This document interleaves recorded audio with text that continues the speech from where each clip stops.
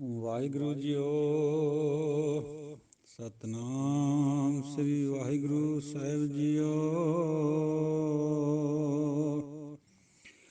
ਕਵਨ ਮੁਖ ਚੰਦ ਹਿਵੈ ਕਰ ਛਾਇਆ, ਕਵਨ ਮੁਖ ਸੂਰਜ ਤਪੈ ਤਪਾਇਆ, ਕਵਨ ਮੁਖ ਕਾਲ ਜੋਤ ਨਿਤ ਰਹੈ, ਕਵਨ ਬੁੱਧ ਗੁਰਮੁਖ ਪਤ ਰਹੈ, ਕਵਨ ਜੋਤ ਜੋ ਕਾਲ ਸੰਘਾਰੈ, ਬੋਲੇ ਬਾਣੀ ਨਾਨਕ ਵਿਚਾਰੈ, ਸ਼ਬਦ ਭਾਖਤ ਸਸ ਜੋਤ ਅਪਾਰਾ, ਸਸ ਕਰ ਸੂਰ ਬਸੈ ਮਿਟੈ ਅੰਧਿਆਰਾ, ਸੁਖ ਦੁਖ ਸਮ ਕਰ ਨਾਮ ਆਧਾਰਾ, ਆਪੇ ਪਾਰ ਉਤਾਰਨ ਹਾਰਾ, ਗੁਰ ਪਰਚੈ ਮਨ ਸਾਚ ਸਮਾਏ, ਪ੍ਰਣਵਤ ਨਾਨਕ ਕਾਲ ਨਾ ਖਾਏ, ਨਾਮ ਤਤ ਸਭ ਹੀ ਸਿਰ ਜਾਪੈ, ਬਿਨ ਨਾਵੈ ਦੁਖ ਕਾਲ ਸੰਤਾਪੈ, ਤਤੋ ਤਤ ਮਿਲੈ ਮਨ ਮਾਨੈ, ਦੂਜਾ ਜਾਏ ਇਕਤ ਘਰ ਆਨੈ, ਬੋਲੇ ਪਵਨਾ ਗਗਨ ਗਰਜੈ, ਨਾਨਕ ਨਿਹਚਲ ਮਿਲਨ ਸਹਿਜੈ, ਅੰਤਰ ਸੁਨੰ ਬਾਹਰ ਸੁਨੰ, ਤਿਰਭਵਨ ਸੁਨ ਮਸੁਨੰ, ਚੌਥੇ ਸੁਨੈ ਜੋ ਨਰ ਜਾਣੈ, ਤਾਂ ਕੋ ਪਾਪ ਨਾ ਪੁੰਨੰ, ਘਟ ਘਟ ਸੁਨ ਕਾ ਜਾਣੈ ਭਿਓ, ਆਦਿ ਪੁਰਖ ਨਿਰੰਜਨ ਦਿਓ, ਜੋ ਜਨ ਨਾਮ ਨਿਰੰਜਨ ਰਾਤਾ, ਨਾਨਕ ਸੋਈ ਪੁਰਖ ਵਿਧਾਤਾ, ਜੋ ਜਨ ਨਾਮ ਨਿਰੰਜਨ ਰਾਤਾ, ਨਾਨਕ ਸੋਈ ਪੁਰਖ ਵਿਧਾਤਾ। ਵਾਹਿਗੁਰੂ ਜੀ ਕਾ ਖਾਲਸਾ, ਵਾਹਿਗੁਰੂ ਜੀ ਕੀ ਫਤਿਹ। ਸਤਿਗੁਰਾਂ ਦੀ ਪਿਆਰੀ ਸਾਧ ਸੰਗਤ ਜੀਓ, ਗੁਰੂ ਖਾਲਸਾ ਜੀਓ ਅਤੇ ਗੁਰਬਾਣੀ ਵਿਚਾਰ ਦੇ ਸੂਝਵਾਨ ਗੁਰਮੁਖ ਸੱਜਣੋ, ਅੱਜ ਦੀ ਵਿਚਾਰ ਆਪਣੀ ਤੁੱਛ ਬੁੱਧੀ ਅਨੁਸਾਰ ਹਾਜ਼ਰ ਹੈ। ਪਹਿਲੀ ਬੇਨਤੀ ਇਹ ਵੀ ਦੇਖੋ, ਜਿੰਨਾ ਜਿੰਨਾ ਕਿਸੇ ਨੂੰ ਪ੍ਰਕਾਸ਼ ਦਿੰਦਾ ਹੈ ਓਨਾ ਹੀ ਬੋਲਦਾ ਬੰਦਾ, ਓਨਾ ਹੀ ਸੋਚਦਾ, ਓਨਾ ਹੀ ਕਰਦਾ। ਕੋਈ ਫਾਈਨਲ ਬਾਤ ਕਹਿ ਦੇਣੀ ਗੁਰਬਾਣੀ ਬਾਰੇ 'ਚ, ਖਾਸ ਕਰਕੇ ਪਰਮਾਤਮਾ ਦੇ ਰਸਤੇ ਬਾਰੇ 'ਚ, ਇਹ ਮੁਸ਼ਕਲ ਹੈ, ਇਹ ਇੰਪੋਸੀਬਲ ਹੈ। ਇਹ ਤਾਂ ਗੁਰੂ ਹੀ ਜਾਣਦਾ, ਪਰਮਾਤਮਾ ਹੀ ਜਾਣਦਾ ਵੀ ਅਸਲ 'ਚ ਕਿਆ ਬਾਤ ਹੈ।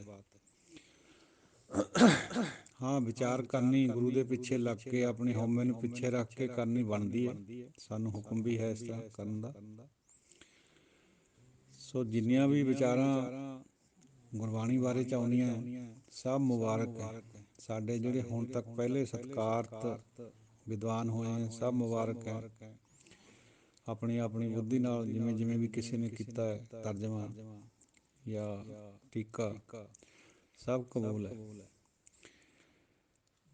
ਇਹ ਜ਼ਰੂਰ ਹੈ ਵੀ ਜਿੱਥੇ ਵਿਆਕਰਨਕ ਭੇਦ ਦੇ ਵਿੱਚ ਉਹ ਕੋਈ ਅਰਥ ਨਹੀਂ ਸਹੀ ਬੈਠਦਾ, ਉਹ ਨਹੀਂ ਮੰਨਣਾ ਚਾਹੀਦਾ, ਭਾਵੇਂ ਕਿਸੇ ਵੀ ਸਤਿਕਾਰਤ ਬੰਦੇ ਨੇ ਕਿਹਾ ਵਾ ਹੋਵੇ, ਕਿਉਂਕਿ ਉਹ ਗੁਰੂ ਸਾਹਿਬ ਦੇ ਹੁਕਮ ਵਿੱਚ ਹੈ, ਸਾਡੀ ਬੁੱਧੀ 'ਚ ਨਹੀਂ ਹੈ। ਉਹ ਬੁੱਧੀ ਅਨੁਸਾਰ ਕੋਈ ਵੀ ਵਿਚਾਰ ਗਲਤ ਹੋ ਸਕਦਾ, ਪਰ ਗੁਰੂ ਸਾਹਿਬ ਦੀ ਵਿਆਕਰਨਕ ਵਿਚਾਰ ਦੇ ਹਿਸਾਬ ਨਾਲ ਜਿਵੇਂ ਗੁਰੂ ਸਾਹਿਬ ਨੇ ਪਾਇਆ ਵਿਆਕਰਨ, ਉਹ ਫਿਰ ਗਲਤ ਨਹੀਂ ਹੁੰਦਾ। ਗੁਰੂ ਸਾਹਿਬ ਵਾਲਾ ਜਿਹੜਾ ਵਿਆਕਰਨਕ ਵਿਚਾਰ ਹੈ ਉਹੀ ਸਹੀ ਹੁੰਦਾ, ਦੂਜਾ ਸਹੀ ਹੋਵੇ ਨਾ ਹੋਵੇ ਉਹ ਅਲੱਗ ਬਾਤ ਹੈ। ਤੋ ਗੁਰੂ ਪਾਤਸ਼ਾਹ ਧੰਨ ਧੰਨ ਸ੍ਰੀ ਗੁਰੂ ਨਾਨਕ ਦੇਵ ਜੀਓ ਫਰਮਾ ਰਹੇ ਹੈ, ਸਿੱਧਾਂ ਨਾਲ ਪ੍ਰਸ਼ਨ ਉੱਤਰ ਹੋ ਰਹੇ ਹੈ। ਪਹਿਲਾਂ ਮੋਟੀ ਗੱਲ ਇਹ ਸਮਝ ਲਈਏ ਵੀ ਸਿੱਧ ਚੰਦ ਔਰ ਸੂਰਜ ਦੀ ਅਲੰਕਾਰ ਵਰਤ ਰਹੇ ਹੈ। ਚੰਦ ਵਰਤ ਰਹੇ ਹਿਰਦੇ ਖਾਤਰ, ਜਿਹੜਾ ਕਿ ਬਿਲਕੁਲ ਪ੍ਰਕਾਸ਼ ਰਹਿਤ ਹੈ, ਸਰਦ ਹੈ ਔਰ ਠੰਡਾ ਮਾਤਰ ਹੈ। ਹਿਵੈ ਦਾ ਘਰ ਜਿੱਕਣ ਬਰਫ਼ ਹੁੰਦੀ ਹੈ। ਜਿਹੜਾ ਮਨ ਹੈ ਉਹ ਤਪਦਾ ਹੈ, ਉਹ ਸੂਰਜ ਦੀ ਤਰ੍ਹਾਂ ਹੈ, ਪ੍ਰਕਾਸ਼ ਵੀ ਦਿੰਦਾ, ਠੰਡੇ ਹਿਰਦੇ ਨੂੰ ਪ੍ਰਕਾਸ਼, ਠੰਡੇ ਹਿਰਦੇ ਨੂੰ ਨਿੱਘ ਦਿੰਦਾ ਔਰ ਪ੍ਰਕਾਸ਼ ਦਿੰਦਾ ਹੈ। ਸਾਧ ਸੰਗਤ ਜੀ, ਅੱਜ ਤੋਂ 500 ਸਾਲ ਪਹਿਲਾਂ ਗੁਰੂ ਨਾਨਕ ਪਾਤਸ਼ਾਹ ਜੀ ਨੇ ਇਹ ਗੱਲ ਦੱਸੀ ਸੀ, ਫਰਮਾਈ ਸੀ ਬਈ ਸੂਰਜ ਦੀ ਲਾਈਟ ਦੇ ਵਿੱਚ ਚੰਦਰਮਾ ਚਮਕਦਾ, ਚੰਦਰਮਾ ਦੀ ਆਪਣੀ ਕੋਈ ਲਾਈਟ ਨਹੀਂ ਹੈ। ਹੁਣ ਤਾਂ ਸਾਇੰਸ ਵੀ ਮੰਨਦੀ ਇਸ ਗੱਲ ਨੂੰ, ਉਦੋਂ ਤਾਂ ਅਜੇ ਇੰਨਾ ਸਾਇੰਸ ਤਰੱਕੀ ਪਰ ਨਹੀਂ ਸੀਗੀ ਵੀ ਇਹ ਗੱਲ ਨੂੰ ਜਾਣੇ। ਇਹ ਪਾਤਸ਼ਾਹ ਦੇ ਵਡਿਆਈ ਵੀ ਜਾਂਦੀ ਹੈ ਬਾਤ। ਤੋ ਸ੍ਰੀ ਗੁਰੂ ਜੀ ਨੇ ਉਸ ਟਾਈਮ ਇਹ ਗੱਲ ਫਰਮਾ ਦਿੱਤੀ ਸੀ ਬਈ ਚੰਦਰਮਾ ਯਾਨੀ ਹਿਰਦਾ ਜਿਹੜਾ ਹੈ ਉਹ ਠੰਡਾ ਹੈ, ਜਿਹੜਾ ਮਨ ਹੈ ਉਹ ਤਪਦਾ, ਉਹ ਸੂਰਜ ਹੈ। ਸੂਰਜ ਦੇ ਤਪ ਦੇ ਨਾਲ ਹੀ ਜਿਹੜਾ ਠੰਡਾ ਚੰਦਰਮਾ ਹੈ ਉਹ ਪ੍ਰਕਾਸ਼ਮਾਨ ਹੁੰਦਾ ਹੈ। ਤਾਂ ਹੁਣ ਚਲੋ ਅੱਗੇ ਵਿਚਾਰ ਕਰੀਏ। ਕਵਨ ਮੁੱਖ ਚੰਦ ਹਿਵੈ ਘਰ ਛਾਇਆ।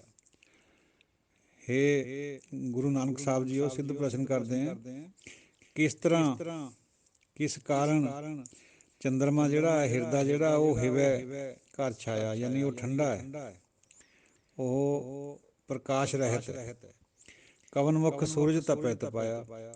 ਕਿਸ ਤਰ੍ਹਾਂ ਸੂਰਜ ਹੈ ਜਿਹੜਾ ਸਾਡਾ ਮਨ ਹੈ, ਬਾਹਰਲਾ ਮਨ ਜਿਹੜਾ ਨੱਠਦਾ ਭੱਜਦਾ ਹੈ, ਉਹ ਤਪਦਾ ਹੈ, ਤਪਾਇਆ ਹੋਇਆ ਹੈ ਉਹ ਵਿਕਾਰਾਂ ਕਰਕੇ। ਕਵਨ ਮੁੱਖ ਕਾਲ ਜੋਹਤ ਨਿਤ ਰਹਿ। ਕਿਸ ਤਰ੍ਹਾਂ ਜਿਹੜਾ ਕਾਲ ਹੈ ਸਾਨੂੰ ਰੋਜ਼ ਸੰਤਾਉਂਦਾ ਹੈ, ਉਹ ਹਟ ਸਕਦਾ ਹੈ। ਕਵਨ ਬੁੱਧ ਗੁਰਮੁਖ ਪਤ ਰਹਿ। ਕਿ ਇਹੋ ਜਿਹੀ ਕਿਹੜੀ ਬੁੱਧੀ ਹੈ ਜਿਸ ਕਰਕੇ ਗੁਰੂ ਦੇ ਨਾਲ ਜੁੜਨ ਨਾਲ, ਗੁਰੂ ਦਾ ਉਪਦੇਸ਼ ਮੰਨਣ ਦੇ ਨਾਲ ਸਾਡੀ ਇੱਜ਼ਤ ਰਹਿ ਸਕਦੀ ਹੈ ਦਰਗਾਹ ਵਿੱਚ। ਕਵਨ ਜੋਧ ਜੋ ਕਾਲ ਸੰਘਾਰੈ। ਅਜਿਹਾ ਕਿਹੜਾ ਯੋਧਾ ਹੈ ਜਿਹੜਾ ਕਾਲ ਨੂੰ ਸੰਘਾਰ ਦੇਵੇ, ਕਾਲ ਨੂੰ ਖਤਮ ਕਰ ਦੇਵੇ। ਬੋਲੇ ਬਾਣੀ ਨਾਨਕ ਵਿਚਾਰੇ। ਇਹ ਨਾਨਕ ਪਾਤਸ਼ਾਹ ਜੀਓ, ਜਿਵੇਂ ਸਿੱਧ ਬੋਲ ਰਹੇ ਸੀਗੇ ਬਾਲਕਾ ਕਰਕੇ, ਸਾਨੂੰ ਇਹ ਗੱਲ ਦੀ ਵਿਚਾਰ ਦੇ ਵੀ ਇਹ ਜਿਹੜੀਆਂ ਚੀਜ਼ਾਂ ਸਵਾਲ ਅਸੀਂ ਪੁੱਛਦੇ ਇਹਨਾਂ ਦਾ ਕਿਆ ਜਵਾਬ ਹੈ। ਹੁਣ ਦੇਖੋ ਗੁਰੂ ਸਾਹਿਬ ਜੀ ਦਾ ਜਵਾਬ। ਸ਼ਬਦ ਭਾਖਤ ਸਸ ਜੋਤ ਅਪਾਰਾ। ਜਿਉਂ ਜਿਉਂ ਅਸੀਂ ਸ਼ਬਦ ਨੂੰ ਭਾਖਦੇ ਹਾਂ, ਜਪ ਕਰਦੇ ਹਾਂ, ਤਾਂ ਜਿਹੜਾ ਸਸੀ ਚੰਦਰਮਾ ਹੈ ਉਹਦੇ ਵਿੱਚ ਜੋਤ ਪੈਦਾ ਹੁੰਦੀ ਹੈ ਪਰਮਾਤਮਾ ਦੀ, ਯਾਨੀ ਉਹ ਦਗਣ ਲੱਗ ਪੈਂਦਾ ਹੈ। ਜਿਹੜਾ ਸਾਡਾ ਹਿਰਦਾ ਹੈ ਉਹ ਚੰਦਰਮਾ, ਜਿਹੜਾ ਚੰਦਰਮਾ ਦੀ ਨਿਆਈ ਹੈ ਜਿਹਦੇ ਵਿੱਚ ਕੋਈ ਪ੍ਰਕਾਸ਼ ਨਹੀਂ ਹੈ, ਉਹ ਜਗਣ ਲੱਗ ਪੈਂਦਾ ਜੋਤ ਦੀ ਤਰ੍ਹਾਂ ਜਦੋਂ ਉਹਦੇ ਉੱਤੇ ਸ਼ਬਦ ਦਾ ਅਸਰ ਹੁੰਦਾ, ਸ਼ਬਦ ਵਸਦਾ ਉਹਦੇ 'ਚ। ਸਸਕਰ ਸੂਰ ਮਿਟੈ ਵਸੈ ਅੰਧਿਆਰਾ। ਅਤੇ ਜਿਹੜਾ ਮਨ ਹੈ ਉਹ ਹਿਰਦੇ ਵਿੱਚ ਚਲਾ ਜਾਂਦਾ, ਉਹਦੇ 'ਚ ਵਸ ਜਾਂਦਾ, ਅੰਧਿਆਰਾ ਮਿਟ ਜਾਂਦਾ। ਕਿਉਂਕਿ ਸੂਰਜ ਜਿਹੜਾ ਉਹ ਚਮਕਦਾ, ਉਹਦੇ 'ਚ ਰੋਸ਼ਨੀ ਹੈ। ਚੰਦਰਮਾ ਦੇ ਵਿੱਚ ਵੀ ਰੋਸ਼ਨੀ ਪੈਦਾ ਹੋ ਜਾਂਦੀ ਹੈ। ਸ਼ਬਦ ਤੋਂ ਬਿਨਾਂ ਅੰਧਿਆਰਾ ਹੈ ਜਿਹੜਾ ਸਾਡਾ ਹਿਰਦਾ ਵੀ ਹੈ। ਜੇ ਸ਼ਬਦ ਵਸ ਗਿਆ ਤਾਂ ਉਹਨੇ ਚਮਕਣ ਲੱਗ ਜਾਣਾ ਸੂਰਜ ਦੀ ਤਰ੍ਹਾਂ। ਸੂਰਜ ਦੁਬਾਰਾ ਫਿਰ ਬੇਨਤੀ ਕਰਾਂ, ਸੂਰਜ ਬਾਹਰਲਾ ਮਨ ਹੈ ਅਤੇ ਜਿਹੜਾ ਸਸੀ ਚੰਦਰਮਾ ਉਹ ਅੰਦਰਲਾ ਹਿਰਦਾ ਹੈ। ਸੁੱਖ ਦੁੱਖ ਸਮ ਕਰ ਨਾਮ ਆਧਾਰਾ। ਜਦੋਂ ਇਸ ਤਰ੍ਹਾਂ ਹੋ ਜਾਂਦਾ ਹੈ, ਚੰਦਰਮਾ ਚਮਕ ਪੈਂਦਾ ਹੈ ਸੂਰਜ ਦੀ ਰੋਸ਼ਨੀ ਨਾਲ, ਯਾਨੀ ਸਾਡਾ ਹਿਰਦਾ ਜਿਹੜਾ ਠੰਡਾ ਹੈ, ਹਿਵੈ ਦਾ ਘਰ ਹੈ, ਬਰਫ ਵਰਗਾ ਹੈ, ਉਹਦੇ ਵਿੱਚ ਪ੍ਰਕਾਸ਼ ਹੋ ਜਾਂਦਾ ਹੈ, ਤਾਂ ਉਦੋਂ ਫਿਰ ਇਹ ਵਰਤਾਰਾ ਵਰਤਦਾ, ਦੁੱਖ ਸੁੱਖ ਬਰਾਬਰ ਹੋ ਜਾਂਦੇ, ਨਾਮ ਆਧਾਰ ਬਣ ਜਾਂਦਾ ਹੈ। ਪਰ ਇਹ ਕੌਣ ਕਰਦਾ? ਆਪੇ ਪਾਰ ਉਤਾਰਨ ਹਾਰਾ। ਇਹ ਉਹੀ ਕਰਦਾ ਹੈ, ਪਰਮਾਤਮਾ ਹੀ ਜਾਣਦਾ ਇਸ ਬਾਤ ਨੂੰ, ਕਿਵੇਂ ਗੁਰੂ ਦੇ ਨਾਲ ਮਿਲਾ ਕੇ, ਗੁਰਮੁਖ ਦੇ ਨਾਲ ਮਿਲਾ ਕੇ ਸਾਡਾ ਪਾਰ ਉਤਾਰਾ ਕਰਦਾ। ਸਾਡੇ ਵੱਸ ਦੀ ਬਾਤ ਨਹੀਂ ਹੈ। ਗੁਰ ਪਰਚੈ ਮਨ ਸਾਚ ਸਮਾਏ। ਜੇ ਮਨ ਗੁਰੂ ਵਿੱਚ ਪਰਚ ਗਿਆ, ਗੁਰੂ ਦੀ ਗੱਲ ਨੂੰ ਮੰਨ ਲਿਆ, ਆਪਣੇ ਉੱਪਰ ਢਾਲ ਲਿਆ, ਫਿਰ ਇਹ ਮਨ ਸੱਚੇ ਦੇ ਵਿੱਚ, ਪਰਮਾਤਮਾ ਦੇ ਵਿੱਚ ਸਮਾ ਜਾਂਦਾ। ਪ੍ਰਣਵਤ ਨਾਨਕ ਕਾਲ ਨਾ ਖਾਏ।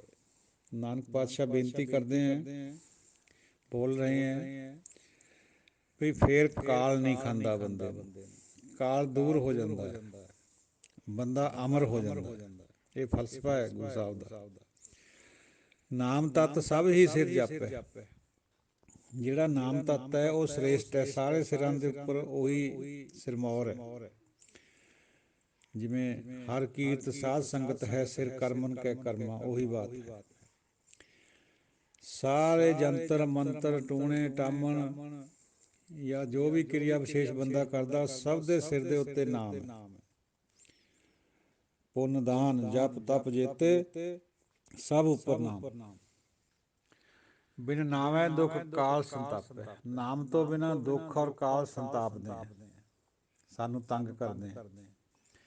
ਤੱਤੋ ਤੱਤ ਮਿਲੈ ਮਨ ਮਾਨੈ। ਜੇ ਤੱਤ ਨਾਲ ਤੱਤ ਮਿਲ ਗਿਆ, ਮਨ ਦੇ ਨਾਲ ਪਰਮਾਤਮਾ ਦਾ ਮਿਲਾਪ ਹੋ ਗਿਆ, ਨਾਮ ਚੱਲ ਪਿਆ ਅੰਦਰ, ਫਿਰ ਮਨ ਮੰਨਦਾ ਇਸ ਬਾਤ ਨੂੰ, ਨਹੀਂ ਤਾਂ ਨਹੀਂ ਮੰਨਦਾ।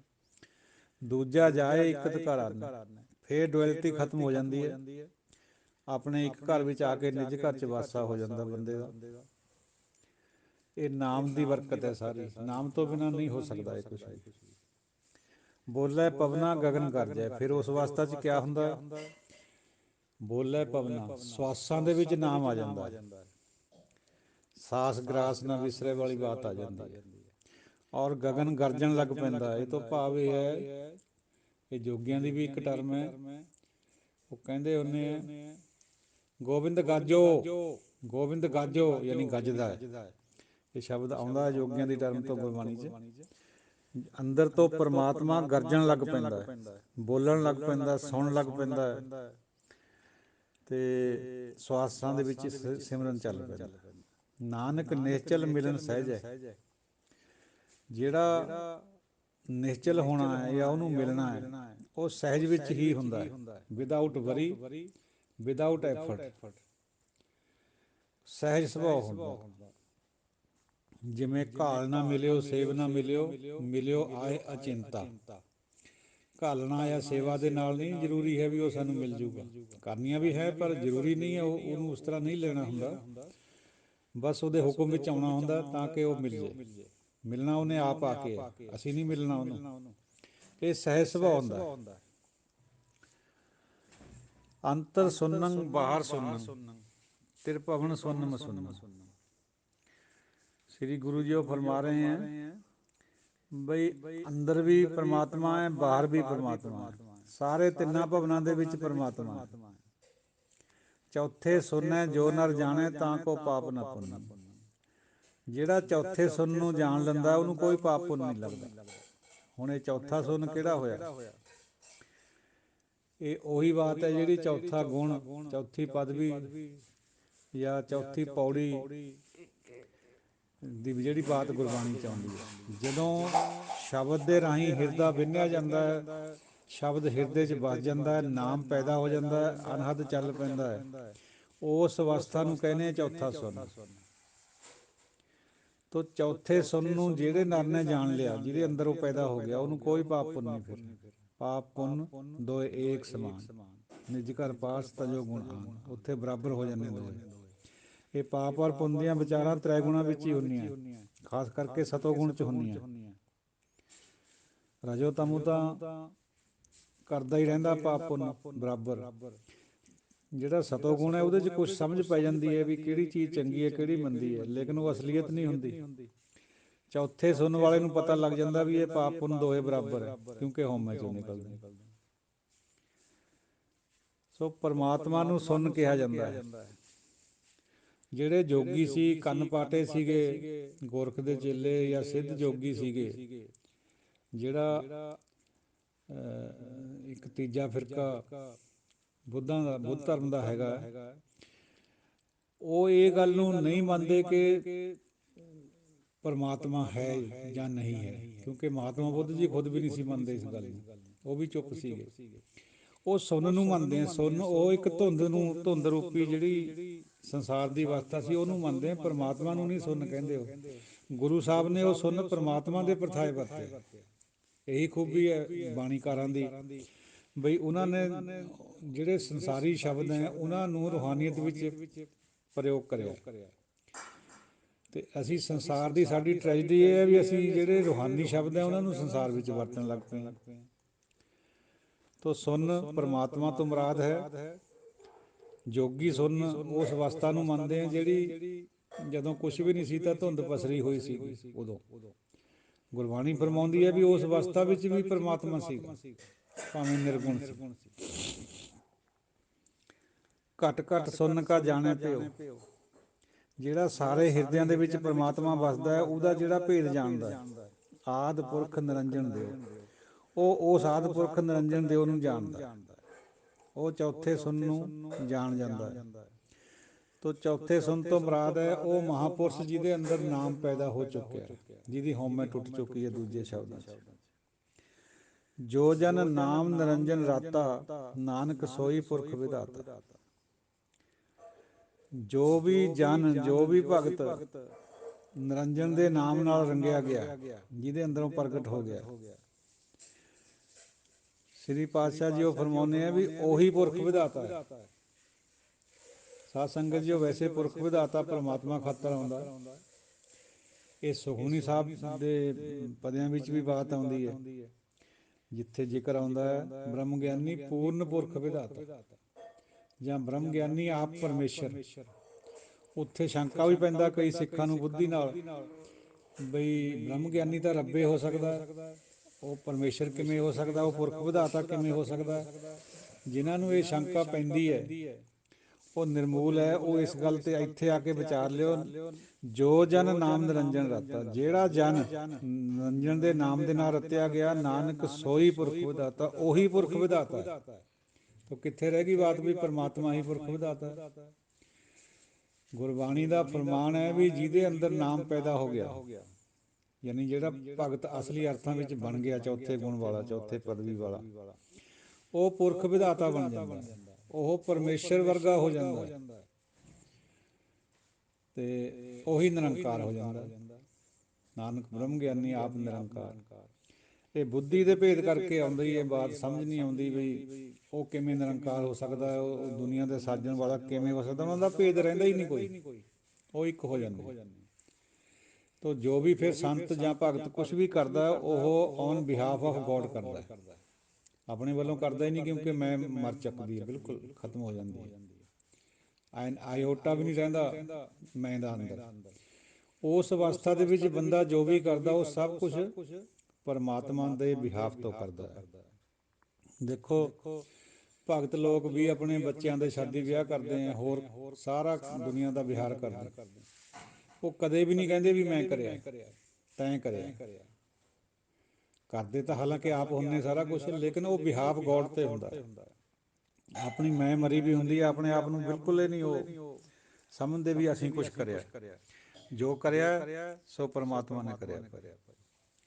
ਇਹ ਵੀ ਇੱਕ ਢੰਗ ਹੁੰਦਾ ਹੈ ਆਪਣੀ ਮੈਂ ਨੂੰ ਨਿਗੇਟ ਕਰਨ ਦਾ, ਜਾਂ ਜਿਹਦੀ ਨਿਗੇਟ ਹੋਈ ਵੀ ਹੁੰਦੀ ਹੈ ਉਹੀ ਕਰਦਾ ਇਸ ਤਰ੍ਹਾਂ। ਹਾਂ, ਕਈ ਚੰਚਲਤਾ ਵਿੱਚ ਵੀ ਕਹਿੰਦੇ ਇਸ ਤਰ੍ਹਾਂ, ਮੈਂ ਨੂੰ ਅਸੀਂ ਕਰਕੇ ਬੋਲਦੇ ਹਾਂ। ਉਹ ਇਹ ਮੈਂ ਕਹਿਣ ਨਾਲ ਮੈਂ ਨਹੀਂ ਆਉਂਦੀ ਜਾਂ ਜਾਂਦੀ, ਮੈਂ ਤਾਂ ਇੱਕ ਸੰਬੋਧਨ ਹੈ। ਗੁਰਬਾਣੀ 'ਚ ਵੀ ਮੈਂ ਸ਼ਬਦ ਆਇਆ ਹੋਇਆ ਹੈ, ਇੱਕ ਸ਼ਬਦ ਵਿੱਚ ਦੋ ਵਾਰੀ ਵੀ ਆਇਆ ਵਾ, ਇੱਕ ਤੁਕ ਵਿੱਚ, ਮਤ ਮੈਂ ਪਿੱਛੇ ਕੋਈ ਰੋਗ ਸੀ ਸੋ ਮੈਂ ਮੂਲ ਨਾ ਪਾਇਆ, ਰਾਮਕਲੀ ਸੱਦ ਵਿੱਚ ਆਉਂਦਾ। ਤੋ ਮੈਂ ਕਹਿਣ ਨਾਲ ਨਹੀਂ ਫਰਕ ਪੈਂਦਾ ਹੈ, ਮੈਂ ਤਾਂ ਇੱਕ ਸੰਬੋਧਨ ਰੂਪ ਹੈ ਆਪਣੇ ਆਪ ਦਾ, ਆਈ ਕਹਿੰਦੇ ਜਿਹਨੂੰ ਅੰਗਰੇਜ਼ੀ 'ਚ, ਆਈ। ਮੈਂ ਤਾਂ ਅੰਦਰੋਂ ਮਾਰਨੀ, ਜਦੋਂ ਅੰਦਰ ਮਰ ਗਈ ਤਾਂ ਉਹ ਉਸ ਅਵਸਥਾ ਦੇ ਵਿੱਚ ਨਾਮ ਪੈਦਾ ਹੋਣਾ। ਤੋ ਉਹ ਜਿਹੜਾ ਨਾਮ ਦਾ ਪ੍ਰਕਰਨ ਬਣਦਾ ਹੈ, ਯਾਨੀ ਪ੍ਰਚਲਨ ਹੁੰਦਾ ਬੰਦੇ ਦੇ ਅੰਦਰ, ਜਿਹਨੂੰ ਚੌਥਾ ਸੁਨ ਗੁਰਬਾਣੀ ਨੇ ਕਹਿ ਦਿੱਤਾ, ਫਰਮਾ ਦਿੱਤਾ ਹੈ, ਉਹ ਪਰਮਾਤਮਾ ਹੀ ਹੋ ਜਾਂਦਾ ਹੈ। ਇਹ ਆਤਮਾ ਤੋਂ ਅਗਲੀਆਂ ਬਾਤਾਂ ਹੈ। ਆਚਾਰੀਆ ਰਜਨੀਸ਼ ਵਰਗੇ ਥਿੰਕਰ, ਜਿਹਨੂੰ ਅੱਜ ਕੱਲ੍ਹ ਦਾ ਵੇਦ ਵਿਆਸ ਵੀ ਕਹਿ ਦਿੰਦੇ ਆਪਾਂ, ਕਿਉਂਕਿ ਗਿਆਨ ਦੇ ਵਿੱਚ ਉਹਦਾ ਕੋਈ ਲੇਖਾ ਨਹੀਂ ਹੈ, ਉਹ ਆਤਮਮਈ ਹੈ, ਆਤਮਾ ਦੀ ਗੱਲ ਕਰਦਾ ਸਿਰਫ, ਪਰਮਾਤਮਮਈ ਉਹ ਨਹੀਂ ਹੈ। ਇੱਥੇ ਸਿੱਖਾਂ ਨੂੰ ਇਹ ਗੱਲ ਸਮਝਣ ਵਾਲੀ ਹੈ ਬਈ ਪਰਮਾਤਮਮਈ ਹੋਣਾ, ਚੌਥੇ ਗੁਣ ਵਾਲਾ ਹੋਣਾ, ਇਹ ਤਾਂ ਬਹੁਤ ਅਗਲੀ ਗੱਲ ਹੈ ਗਿਆਨ ਤੋਂ। ਗਿਆਨ ਤਾਂ ਦੁਨਿਆਵੀ ਹੁੰਦਾ, ਸਤੋ ਗੁਣ ਤੱਕ ਜਾਂਦਾ ਗਿਆਨ, ਚੌਥੇ ਗੁਣ ਦੀ ਗੱਲ ਨਹੀਂ ਕਰਦਾ ਗਿਆਨ। ਸੋ ਗਿਆਨ ਔਰ ਨਾਮ ਜਪਣ ਵਿੱਚ ਬਹੁਤ ਜ਼ਿਆਦਾ ਅੰਤਰ ਹੈ। ਨਾਮ ਜਪਣ ਤੋਂ ਬਿਨਾਂ ਜਿਹੜਾ ਗਿਆਨ ਹੈ ਅੰਦਰਲਾ, ਜਿਹੜਾ ਅਸਲੀ ਰੱਬੀ ਗਿਆਨ ਹੈ, ਜਿਹਨੂੰ ਬ੍ਰਹਮ ਗਿਆਨ ਕਹਿੰਦੇ ਆ ਜਾਂ ਵਿਵੇਕ ਗਿਆਨ ਕਹਿੰਦੇ, ਉਹ ਪ੍ਰਗਟ ਨਹੀਂ ਹੁੰਦਾ। ਉਹ ਪ੍ਰਗਟ ਸਾਡੇ ਵੱਸ ਦੀ ਗੱਲ ਹੀ ਨਹੀਂ ਹੈ ਵੀ ਅਸੀਂ ਆਪਣੇ ਆਪ ਨੂੰ ਵਿਵੇਕੀ ਬਣਾ ਲਈਏ। ਉਹ ਵਿਵੇਕ ਆਉਣਾ ਹੈ ਗੁਰੂ ਵੱਲੋਂ, ਸਾਡੇ ਵੱਲੋਂ ਨਹੀਂ ਹੈ। ਉਹ ਸਾਡੇ ਵੱਲੋਂ ਬਾਕੀ ਦਾ ਗਿਆਨ ਦੁਨੀਆਦਾਰੀ ਵਾਲਾ ਇਕੱਠਾ ਕਰਿਆ ਜਾ ਸਕਦਾ ਬਾਹਰ ਤੋਂ। ਜਿਹੜਾ ਵਿਵੇਕ ਗਿਆਨ ਹੈ, ਬ੍ਰਹਮ ਗਿਆਨ ਹੈ, ਉਹ ਪਰਮਾਤਮਾ ਵੱਲੋਂ ਆਉਣਾ ਹੈ, ਉਹ ਸਿੱਧਾ ਹਿਰਦੇ ਦੇ ਵਿੱਚ ਉਤਰਦਾ ਹੈ। ਜਿਹੜਾ ਬਾਕੀ ਦੁਨੀਆ ਦਾ ਗਿਆਨ ਹੈ, ਇਹ ਆਪਾਂ ਇੰਦਰੀਆਂ ਦੇ ਰਾਹੀਂ ਇਕੱਠਾ ਕਰਦੇ ਹਾਂ। ਉਹ ਗਿਆਨ ਹੈ ਜਿਹੜਾ ਉਹ ਪਰਮਾਤਮਾ ਵੱਲੋਂ ਆਉਂਦਾ ਔਰ ਸਿੱਧਾ ਮਨ ਵਿੱਚ ਉਤਰਦਾ। ਇਹ ਗੱਲ ਹੈ, ਇਹ ਫਰਕ ਹੈ ਆਤਮ ਗਿਆਨ ਔਰ ਪਰਮਾਤਮਈ ਗਿਆਨ ਦੇ ਵਿੱਚ, ਬ੍ਰਹਮ ਗਿਆਨ ਦੇ ਵਿੱਚ। ਬ੍ਰਹਮ ਗਿਆਨ ਸਹਿਜ ਸੁਭਾਅ ਆਉਣਾ ਹੈ, ਬਿਨਾਂ ਵਰੀ ਕਰੇ ਤੋਂ ਆਉਣਾ ਹੈ, ਬਿਨਾਂ ਐਫਰਟ ਤੋਂ ਆਉਣਾ ਹੈ, ਔਰ ਆਪਣੇ ਆਪ ਉਤਰਨਾ ਹੈ ਅੰਦਰ ਮਨ ਦੇ ਵਿੱਚ। ਜਦ ਕਿ ਆਤਮਿਕ ਗਿਆਨ ਆਪਾਂ ਆਪਣੀ ਕੋਸ਼ਿਸ਼ ਨਾਲ ਇਕੱਠਾ ਕਰਦੇ ਹਾਂ, ਦੁਨੀਆਦਾਰੀ ਤੋਂ ਇਕੱਠਾ ਕਰਦੇ ਹਾਂ, ਰੂਹਾਨੀ ਜਿਹੜੇ ਸੰਸਾਰੀ ਪੁਰਸ਼ ਹੁੰਦੇ ਗਿਆਨ ਵਾਲੇ, ਉਹਨਾਂ ਤੋਂ ਇਕੱਠਾ ਕਰਦੇ ਹਾਂ। ਇਹ ਜਿਹੜਾ ਸੰਸਾਰੀ ਗਿਆਨ ਹੈ, ਇਹ ਪ੍ਰਣਾਤਮਕ ਹੈ, ਇਹ ਵਿਸਤਾਰ ਹੁੰਦਾ ਇਹਦਾ ਸੁਣ ਸੁਣਾ ਕੇ, ਪਹਿਲਾਂ ਤੋਂ ਚੱਲਿਆ ਹੁੰਦਾ ਕੁਛ, ਥੋੜ੍ਹਾ ਬਹੁਤਾ ਵਿਸਤਾਰ ਬੰਦਾ ਹੋਰ ਕਰਦਾ। ਜਿਹੜਾ ਬ੍ਰਹਮ ਗਿਆਨ ਹੈ ਉਹ ਇਸ ਤਰ੍ਹਾਂ ਨਹੀਂ ਹੈ, ਉਹ ਕੁਆਲੀਟੇਟਿਵ ਹੈ, ਕੁਆਂਟੀਟੇਟਿਵ ਨਹੀਂ ਹੈ। ਉਹ ਕੁਆਲੀਟੇਟਿਵ ਜਿਹੜਾ ਗਿਆਨ ਹੈ ਉਹ ਕੇਵਲ ਔਰ ਕੇਵਲ ਗੁਰੂ ਵੱਲੋਂ ਸਾਨੂੰ ਮਿਲਦਾ ਹੈ, ਹਿਰਦੇ ਦੇ ਵਿੱਚ ਪ੍ਰਗਟ ਹੁੰਦਾ, ਜਿਹਦੇ ਵੀ ਪ੍ਰਗਟ ਹੁੰਦਾ। ਹਰ ਇੱਕ ਦੇ ਬੰਦੇ ਦੇ ਅੰਦਰ ਉਹ ਨਹੀਂ ਪ੍ਰਗਟ ਹੁੰਦਾ, ਉਹ ਗੋਜ ਗਿਆਨ ਹੈ। ਉਸ ਵਿਵੇਕ ਗਿਆਨ ਨੂੰ ਸਮਝਿਆ ਹੀ ਜਾ ਸਕਦਾ ਹੈ, ਸਮਝਾਣਾ ਵੀ ਮੁਸ਼ਕਿਲ ਹੈ, ਬਲਕਿ ਤਾਂ ਜਿਹੜਾ ਮੰਨਦਾ ਉਹੀ ਜਾਣਦਾ ਉਹਨੂੰ। ਗੂੰਗੇ ਦੇ ਗੁੜ ਖਾਣ ਵਾਲੀ ਬਾਤ ਹੈ। ਗਿਆਨ ਬਹੁਤ ਹੈ ਦੁਨੀਆ ਦੇ ਵਿੱਚ, ਗਿਆਨ ਦਾ ਕੋਈ ਲੇਖਾ ਨਹੀਂ, ਸਭ ਇਹ ਵੀ ਹੁਕਮ ਦੇ ਵਿੱਚ ਹੀ ਹੈ।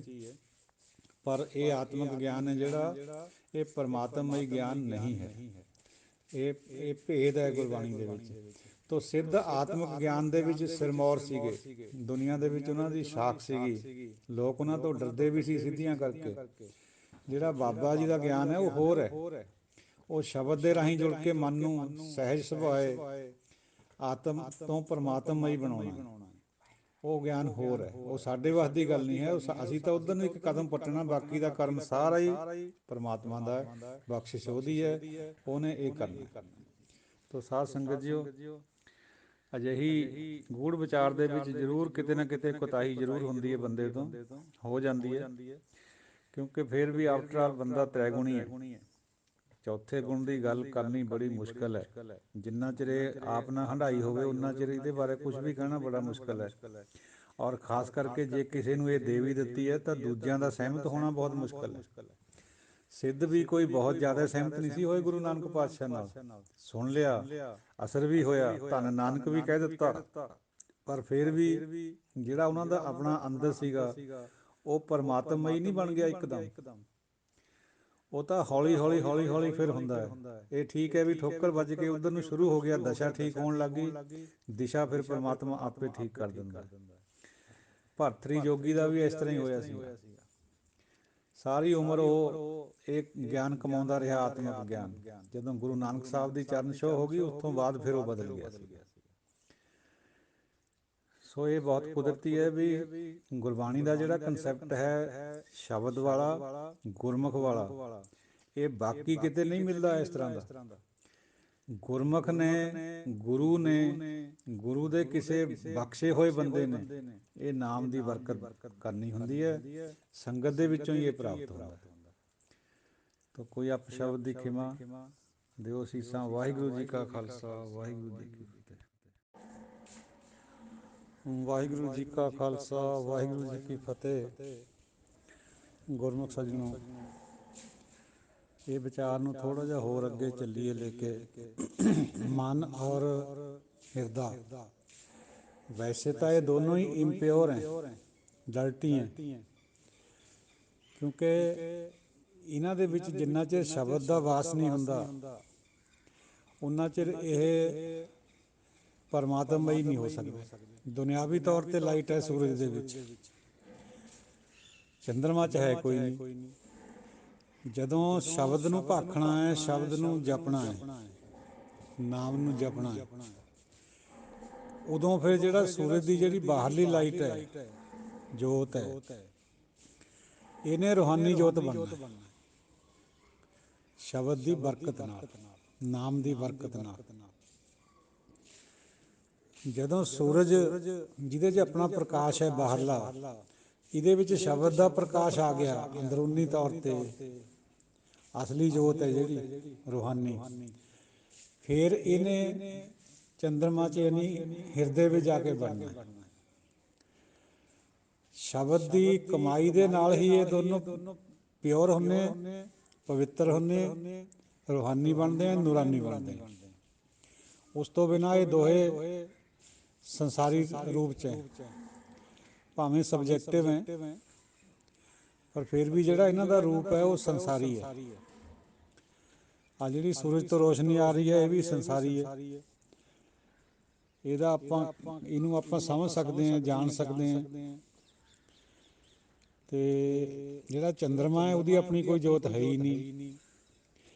ਸੰਸਾਰੀ ਤੌਰ 'ਤੇ ਤਾਂ ਸੂਰਜ ਦੀ ਰੋਸ਼ਨੀ ਜਦੋਂ ਚੰਦਰਮਾ ਪਰ ਪੈਂਦੀ ਹੈ ਉਹ ਚਮਕਦਾ ਹੈ, ਆਪਣੀਆਂ ਕਲਾਵਾਂ ਵੀ ਦਿਖਾਉਂਦਾ ਹੈ ਰੋਜ਼। ਲੇਕਿਨ ਰੂਹਾਨੀ ਜਗਤ ਦੇ ਵਿੱਚ ਜਦੋਂ ਸ਼ਬਦ ਦੀ ਬਰਕਤ ਦੇ ਨਾਲ, ਜਪਣ ਦੇ ਨਾਲ, ਗੁਰੂ ਦੀ ਕਿਰਪਾ ਦੇ ਨਾਲ, ਜਿਹੜਾ ਮਨ ਹੈ ਸਾਡਾ ਜਿਹਨੂੰ ਸੂਰਜ ਕਿਹਾ ਜਾਂਦਾ ਹੈ, ਜਦੋਂ ਇਹ ਸਹੀ ਹੋਊਗਾ, ਇਹ ਭੱਜਣੇ ਨੱਠਣੇ ਤੋਂ ਟਿਕੂਗਾ, ਸਟੇਸ਼ਨਰੀ ਹੋਊਗਾ, ਇਹਦਾ ਧੌਣਾ ਬੰਦ ਹੋਊਗਾ, ਉਦੋਂ ਇਹਦੀ ਜਿਹੜੀ ਵੇਵਲੈਂਥ ਹੈ ਉਹ ਰੂਹਾਨੀ ਬਣਨੀ ਹੈ। ਉਦੋਂ ਇਹਦੀ ਅਵਸਥਾ ਰੂਹਾਨੀ ਬਣਨੀ ਹੈ, ਨੂਰਾਨੀ ਬਣਨੀ। ਉਦੋਂ ਇਹਨੇ ਅੰਦਰ ਹਿਰਦੇ 'ਚ ਟਿਕਣਾ ਜਾ ਕੇ। ਜੋਗੀਆਂ ਨੂੰ ਜੋਗੀਆਂ ਦੀ ਭਾਸ਼ਾ ਵਿੱਚ ਸਮਝਾਇਆ ਗਿਆ, ਪਰ ਬਾਤ ਪਿੱਛੇ ਕੁਛ ਹੋਰ ਹੈ। ਕਿਉਂਕਿ ਰੂਹਾਨੀ ਜੋਤ ਤੋਂ ਬਿਨਾਂ, ਜੋਤ ਤਾਂ ਸਭ ਵਿੱਚ ਹੀ ਹੈ, ਸਭ ਮੈਂ ਜੋਤ ਜੋਤ ਹੈ ਸੋਏ, ਇਹ ਤਾਂ ਆਤਮਿਕ ਜੋਤ ਹੈ, ਪਰਮਾਤਮਾ ਦੀ ਆਪਣੀ ਜੋਤ ਹੈ। ਲੇਕਿਨ ਇਹ ਪਰਮਾਤਮਈ ਜੋਤ ਨਹੀਂ ਹੈ, ਆਤਮਿਕ ਜੋਤ ਹੈ। ਆਤਮਾ ਵੀ ਉਸੇ ਦਾ ਇੱਕ ਅੰਸ਼ ਹੈ। ਪਰਮਾਤਮਈ ਇਹਨੇ ਕਦੋਂ ਬਣਨਾ? ਜਦੋਂ ਆਤਮਾ ਨੇ ਪਰਮਾਤਮਾ ਦੇ ਨਾਲ ਮਿਲਣਾ ਹੈ, ਉਦੋਂ ਬਣਨਾ ਇਹਨੇ। ਜਿਹੜੀ ਗੁਰੂ ਜੋਤ ਦਾ ਜ਼ਿਕਰ ਵੀ ਆਉਂਦਾ ਹੈ, ਗੁਰਜੋਤ ਅਰਜਨ ਮਾਹੇ ਧਰੀ, ਉਹ ਗੁਰੂ ਜੋਤ ਜਿਹੜੀ ਹੈ ਉਹ ਨੂਰਾਨੀ ਹੈ। ਉਹ ਸਾਡੇ ਸੰਸਾਰੀ ਜੀਵਾਂ ਵਾਲੀ ਜੋਤ ਨਹੀਂ ਹੈ। ਜੋਤ ਤਾਂ ਹਰ ਇੱਕ ਜੀਵ 'ਚ ਹੈ, ਪਸ਼ੂ ਪੰਛੀਆਂ 'ਚ ਵੀ ਹੈ। ਇੱਥੋਂ ਤੱਕ ਵੀ ਫਲਸਫਾ ਮੰਨਦਾ ਹੈ ਵੀ ਜਿਹੜੀਆਂ ਨਿਰਜੀਵ ਚੀਜ਼ਾਂ ਹੈ, ਦਰਿਆ ਹੈ, ਪਾਣੀ, ਅੱਗ, ਹਵਾ, ਉਹਨਾਂ ਵਿੱਚ ਵੀ, ਪਰਬਤਾਂ ਵਿੱਚ ਵੀ ਜੋਤ ਹੈ, ਜ਼ਿੰਦਗੀ ਹੈ। ਉਹਨਾਂ ਨੂੰ ਵੀ ਇੱਕ ਜੂਨੀ ਮੰਨਿਆ ਜਾਂਦਾ ਹੈ। ਪਰੰਤੂ ਜਿਹੜੀ ਗੁਰੂ ਜੋਤ ਹੈ ਜਾਂ ਨੂਰਾਨੀ ਜੋਤ ਹੈ, ਉਹ ਸਾਡੇ 'ਚ ਨਹੀਂ ਹੈ। ਉਹ ਸ਼ਬਦ ਦੇ ਭਾਖਣ ਨਾਲ ਆ ਸਕਦੀ ਹੈ, ਬਣ ਸਕਦੀ ਹੈ। ਉਹਦਾ ਜਿਹੜਾ ਚਾਨਣਾ ਹੈ, ਉਹਦਾ ਜਿਹੜਾ ਪ੍ਰਕਾਸ਼ ਹੈ, ਉਜਿਆਰਾ ਹੈ, ਉਜਿਆਲਾ ਹੈ, ਉਹ ਉਜਿਆਲਾ ਜਦੋਂ ਦੂਜੇ ਦੇ ਹਿਰਦੇ 'ਚ ਪੈਂਦਾ ਹੈ, ਜਾਂ ਪਹਿਲਾਂ ਆਪਣੇ ਹਿਰਦੇ 'ਚ ਪੈਂਦਾ ਹੈ, ਤਾਂ ਆਪਾਂ ਪਰਮਾਤਮਈ ਹੋ ਸਕਣਾ, ਅਦਰਵਾਈਜ਼ ਨਹੀਂ। ਅਤੇ ਕੋਈ ਵੀ ਬੰਦਾ ਪਰਮਾਤਮਈ ਜੋਤ ਕਦੋਂ ਪ੍ਰਗਟ ਹੁੰਦੀ ਹੈ ਸਭ ਦੇ ਵਿੱਚ ਹੈ। ਬ੍ਰਹਮ ਕੁੰਡ ਹਰ ਇੱਕ ਬੰਦੇ ਦੇ ਅੰਦਰ ਹੈ। ਲੇਕਿਨ ਉਹ ਕਦੋਂ ਉਹਨੇ ਉਜਾਗਰ ਹੋਣਾ ਹੈ, ਕਿਵੇਂ ਉਹਨੇ ਅੰਦਰੋਂ ਨਿਕਲਣਾ ਹੈ? ਜਿਵੇਂ ਥਾਲੀ ਨਾਲ ਢਕਿਆ ਵਾ ਹੁੰਦਾ ਦੀਪਕ, ਹਨੇਰਾ ਲੱਗੀ ਜਾਂਦਾ ਹੈ, ਉਸੇ ਤਰੀਕੇ ਨਾਲ ਜਿਹੜਾ ਸਾਡਾ ਮਨ ਹੈ ਔਰ ਹਿਰਦਾ ਵੀ, ਇਹ ਢਕੇ ਹੋਏ ਇਹਨਾਂ ਪਰ ਜੋਤ ਨਹੀਂ ਪੈ ਰਹੀ। ਜਿਹੜੀ ਆਲਰੇਡੀ ਜੋਤ ਹੈ ਆਤਮਮਈ, ਉਹ ਤਾਂ ਹੈ, ਪਰ ਪਰਮਾਤਮਈ ਜੋਤ ਹੋਰ ਚੀਜ਼ ਹੁੰਦੀ ਹੈ। ਇਹੀ ਬਾਤ ਪਹਿਲਾਂ, ਅੱਜ ਤੋਂ 5-4 ਸਾਲ ਪਹਿਲਾਂ, ਇੱਕ ਵਾਰ ਕਿਸੇ ਚੈਨਲ ਤੋਂ ਕੋਈ ਵਕਤਾ ਇਹ ਬਾਤ ਕਹਿ ਰਿਹਾ ਸੀਗਾ ਵੀ ਜਿਹੜੀ ਜੋਤ ਗੁਰੂ ਨਾਨਕ ਸਾਹਿਬ ਵਿੱਚ ਹੈ, ਉਹੀ ਅਵਤਾਰਾਂ ਦੇ ਅੰਦਰ ਹੈ। ਦੇਖਣ ਨੂੰ ਬੜੀ ਸੋਹਣੀ ਗੱਲ ਹੈ। ਇਹਦੇ ਨਾਲ ਜਿਹੜੀ ਸਾਡਾ ਭਾਈਚਾਰਾ ਉਹ ਵੀ ਸਹੀ ਰਹਿੰਦਾ ਹੈ, ਪਰ ਅਸਲ 'ਚ ਗੱਲ ਇਹ ਨਹੀਂ ਹੈ ਗੁਰਬਾਣੀ ਮੁਤਾਬਕ। ਕਿਉਂਕਿ ਗੁਰਬਾਣੀ ਦਾ, ਗੁਰਮਤਿ ਦਾ ਤਾਂ ਕੁਛ ਵੀ ਨਹੀਂ ਮਿਲਦਾ ਦੂਜਿਆਂ ਨਾਲ। ਇਸੀ ਕਰਕੇ ਤਾਂ ਯਾਤਨਾਵਾਂ ਦਿੱਤੀਆਂ ਗਈਆਂ ਗੁਰੂ ਸਾਹਿਬਾਨਾਂ ਨੂੰ, ਭਗਤ ਸਾਹਿਬਾਨਾਂ ਨੂੰ। ਤਾਂ ਉਹ ਬਾਤ ਇਹ ਹੈ ਵੀ ਜਿਹੜੀ ਗੁਰੂ ਜੋਤ ਹੈ, ਜਿਹੜੀ ਗੁਰੂ ਨਾਨਕ ਸਾਹਿਬ ਦੇ ਅੰਦਰ ਪ੍ਰਕਾਸ਼ ਸੀਗੀ, ਉਹ ਜੋਤ ਨਹੀਂ ਹੈ ਹੋਰ ਕਿਸੇ ਦੇ ਅੰਦਰ। ਇਹ ਗੱਲ ਸਮਝਣ ਵਾਲੀ ਹੈ। ਜੋਤ ਨੂੰ ਇੱਕ ਸੰਸਾਰੀ ਜੋਤ ਹੈ, ਇੱਕ ਆਤਮਿਕ ਜੋਤ ਹੈ, ਅਤੇ ਇੱਕ ਪਰਮਾਤਮਈ ਗੁਰੂ ਜੋਤ ਹੈ। ਉਹ ਚੀਜ਼ਾਂ ਦਾ ਆਪਾਂ ਨੂੰ ਜ਼ਰੂਰ ਵਿਸ਼ਲੇਸ਼ਣ ਕਰਕੇ ਉਹਨਾਂ ਨੂੰ ਸਹੀ ਢੰਗ 'ਚ ਲੈਣਾ ਚਾਹੀਦਾ, ਫਿਰ ਗੁਰਮਤਿ ਦੀ ਸੋਝੀ ਵੱਲ ਕੁਛ ਵੱਧ ਸਕਦੇ ਹਾਂ। ਨਹੀਂ ਤਾਂ ਫਿਰ ਅੱਖਰੀ ਅਰਥ ਵੀ ਸਭ ਮੈਂ ਜੋਤ ਜੋਤ ਹੈ ਸੋਏ, ਵੀ ਸਾਰਿਆਂ 'ਚ ਉਹੀ ਜੋਤ ਹੈ। ਉਹ ਭਾਈ ਉਹੀ ਜੋਤ ਤਾਂ ਹੈਗੀ, ਲੇਕਿਨ ਉਹ ਪਰਮਾਤਮਈ ਜੋਤ ਨਹੀਂ ਹੈ। ਇਹ ਫਰਕ ਹੈ। ਰਾਮਦਾਸ ਗੁਰੂ ਜਗ ਤਾਰਨ ਕੋ ਗੁਰਜੋਤ ਅਰਜੁਨ ਮਾਹੇ ਧਰੀ। ਉਹ ਜਿਹੜੀ ਪਰਮਾਤਮਈ ਜੋਤ ਹੈ, ਉਹ ਸਭ ਤੋਂ ਸ੍ਰੇਸ਼ਟ ਹੈ। ਉਹ ਗੁਰੂਆਂ ਦੇ, ਸੰਤਾਂ ਦੇ ਅੰਦਰ ਹੁੰਦੀ ਹੈ, ਸੰਸਾਰ ਵਾਲਿਆਂ ਦੇ ਨਹੀਂ। ਇਹ ਜਿਹੜੀਆਂ ਨਕਲੀ ਜੋਤਾਂ ਹੈ, ਆਪਾਂ ਸੰਸਾਰ ਸਾਰਾ ਹੀ ਕਰਦਾ ਲਾਉਂਦਾ, ਇਹਨਾਂ 'ਚ ਕੁਛ ਨਹੀਂ ਰੱਖਿਆ ਹੈ। ਅਸਲੀ ਜੋਤ ਤਾਂ ਰੱਬ ਦੀ ਹੈ। ਚੰਦ ਸੂਰਜ ਨੂੰ ਵੀ ਜੋਤ ਕਿਹਾ ਜਾਂਦਾ ਵੈਸੇ ਤਾਂ, ਪਰ ਜਿਹੜੀ ਪਰਮਾਤਮਈ ਜੋਤ ਹੈ ਉਹ ਬਿਲਕੁਲ ਅਲੱਗਾ ਹੈ। ਉਹ ਗੁਰੂ ਜੋਤ ਹੋਰ ਹੈ।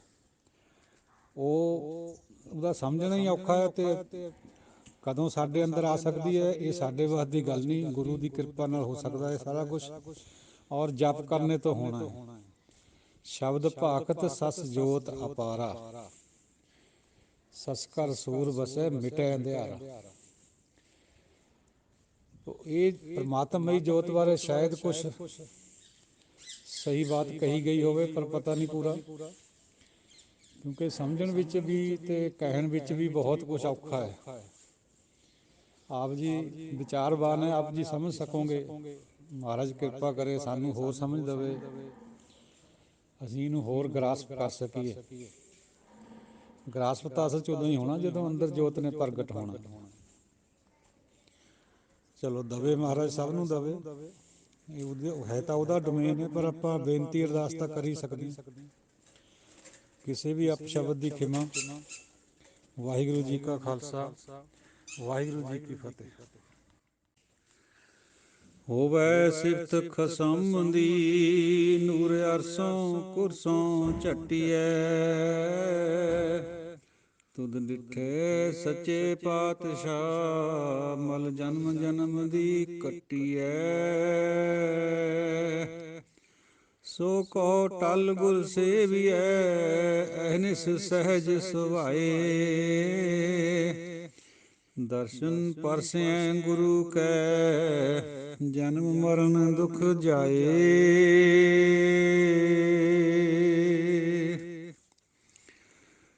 ਸਤਿਨਾਮ ਸ੍ਰੀ ਵਾਹਿਗੁਰੂ ਸਾਹਿਬ ਜੀਓ। ਸੁਨੋ ਸੁਨ ਕਹਿ ਸਭ ਕੋਈ, ਅਨਹਤ ਸੁਨ ਕਹਾਂ ਤੇ ਹੋਈ। ਅਨਹਤ ਸੁਨ ਰਤੇ ਸੇ ਕੈਸੇ, ਜਿਸ ਤੇ ਉਪਜੇ ਤਿਸ ਹੀ ਜੈਸੇ। ਕੋਈ ਜਨਮ ਨਾ ਮਰੈ ਨਾ ਆਵੈ ਜਾਹੈ, ਨਾਨਕ ਗੁਰਮੁਖ ਮਨ ਸਮਝਾਹੈ।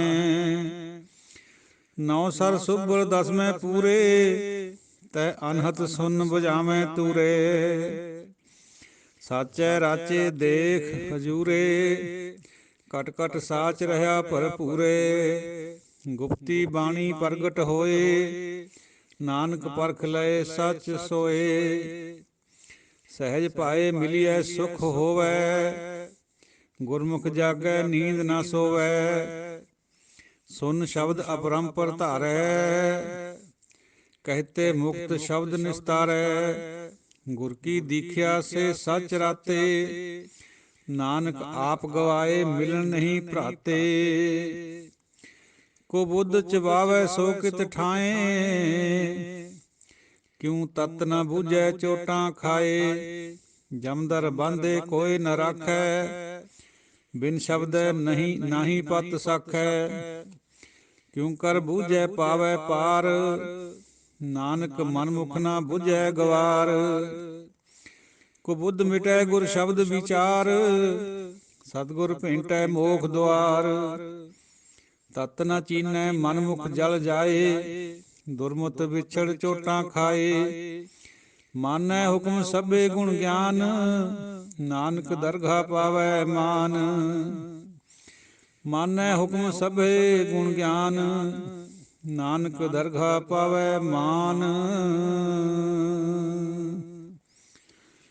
ਸਤਿਗੁਰਾਂ ਦੀ ਸਾਜੀ ਨਵਾਜੀ ਪਿਆਰੀ ਸਾਧ ਸੰਗਤ ਜੀਓ, ਗੁਰੂ ਖਾਲਸਾ ਜੀਓ ਅਤੇ ਗੁਰਬਾਣੀ ਵਿਚਾਰ ਦੇ ਗੁਰਮੁਖ ਜਨ ਸੱਜਣੋ, ਆਪਣੀ ਤੁੱਛ ਬੁੱਧੀ ਅਨੁਸਾਰ ਅੱਜ ਦੀ ਵਿਚਾਰ ਹਾਜ਼ਰ ਹੈ ਲੜੀਵਾਰ ਸਿੱਧਗੋਤ ਚੋਂ।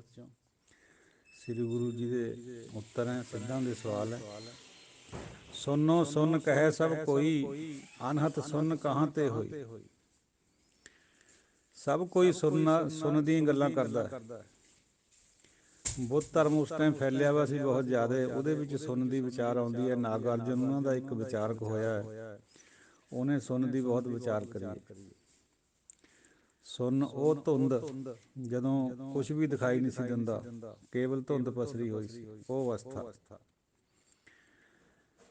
ਇਹ ਕਿੱਥੋਂ ਹੁੰਦਾ ਹੈ? ਅਨਹਤ ਸੁਨ ਕਹਾਂ ਤੇ ਹੋਈ। ਜਿਹੜਾ ਹਿਰਦੇ ਦੇ ਵਿੱਚ ਅਨਹਤ ਸੁਨ ਬਣਦਾ ਹੈ, ਉਹ ਕਿੱਥੋਂ ਆਉਂਦਾ? ਜਿਹੜੇ ਉਸ ਅਨਹਤ ਸੁਨ ਵਿੱਚ ਰੱਤੇ ਜਾਂਦੇ, ਰੰਗੇ ਜਾਂਦੇ, ਉਹ ਕੈਸੇ ਹੁੰਦੇ? ਇਹ ਸਵਾਲ ਹੈ। ਜਵਾਬ ਇਹ ਹੈ ਵੀ ਜਿਸ ਤੇ ਉਪਜੇ ਤਿਸ ਹੀ ਜੈਸੇ। ਜਿਹੜੇ ਸੁਨ ਚੋਂ, ਪਰਮਾਤਮਾ ਚੋਂ ਐਸੇ ਬ੍ਰਹਮ ਗਿਆਨੀ ਸੰਤ ਪੁਰਸ਼ ਪੈਦਾ ਹੁੰਦੇ ਆ, ਉਹ ਉਹਦੇ ਵਰਗੇ ਹੀ ਹੁੰਦੇ। ਜਿਹਨੂੰ ਕੱਲ੍ਹ ਵੀ ਜ਼ਿਕਰ ਆਇਆ ਸੀ ਬਈ ਬ੍ਰਹਮ ਗਿਆਨੀ ਪੂਰਨ ਪੁਰਖ ਵਿਧਾਤਾ। ਉਹ ਬਿਲਕੁਲ ਉਹੇ ਜਿਹੀ ਹੁੰਦੇ ਆ ਬ੍ਰਹਮ ਗਿਆਨੀ ਆਪ ਨਿਰੰਕਾਰ। ਉਹ ਇਹ ਜਨਮ ਨਾ ਮਰੇ ਨਾ ਆਵੇ ਜਾਹੇ, ਨਾ ਉਹ ਜੰਮਦੇ ਆ ਨਾ ਮਰਦੇ ਆ ਨਾ ਆਉਂਦੇ ਨਾ ਜਾਂਦੇ ਆ, ਉਹ ਅਮਰ ਹੋ ਜਾਂਦੇ ਜਿਵੇਂ ਪਰਮਾਤਮਾ ਅਮਰ ਹੈ। ਨਾਨਕ ਗੁਰਮੁਖ ਮਨ ਸਮਝਾਏ।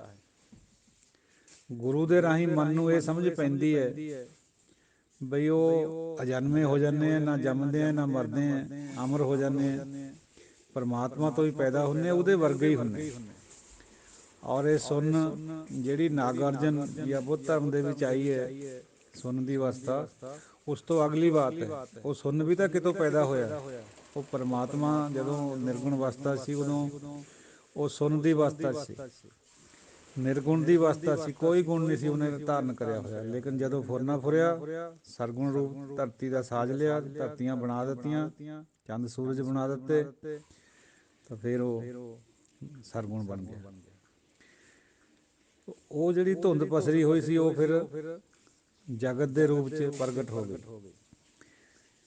9 ਸਰ ਸੁਭਰ 10ਵੇਂ ਪੂਰੇ, 9 ਸਰੋਵਰ, 9 ਜਿਹੜੇ ਸਾਡੇ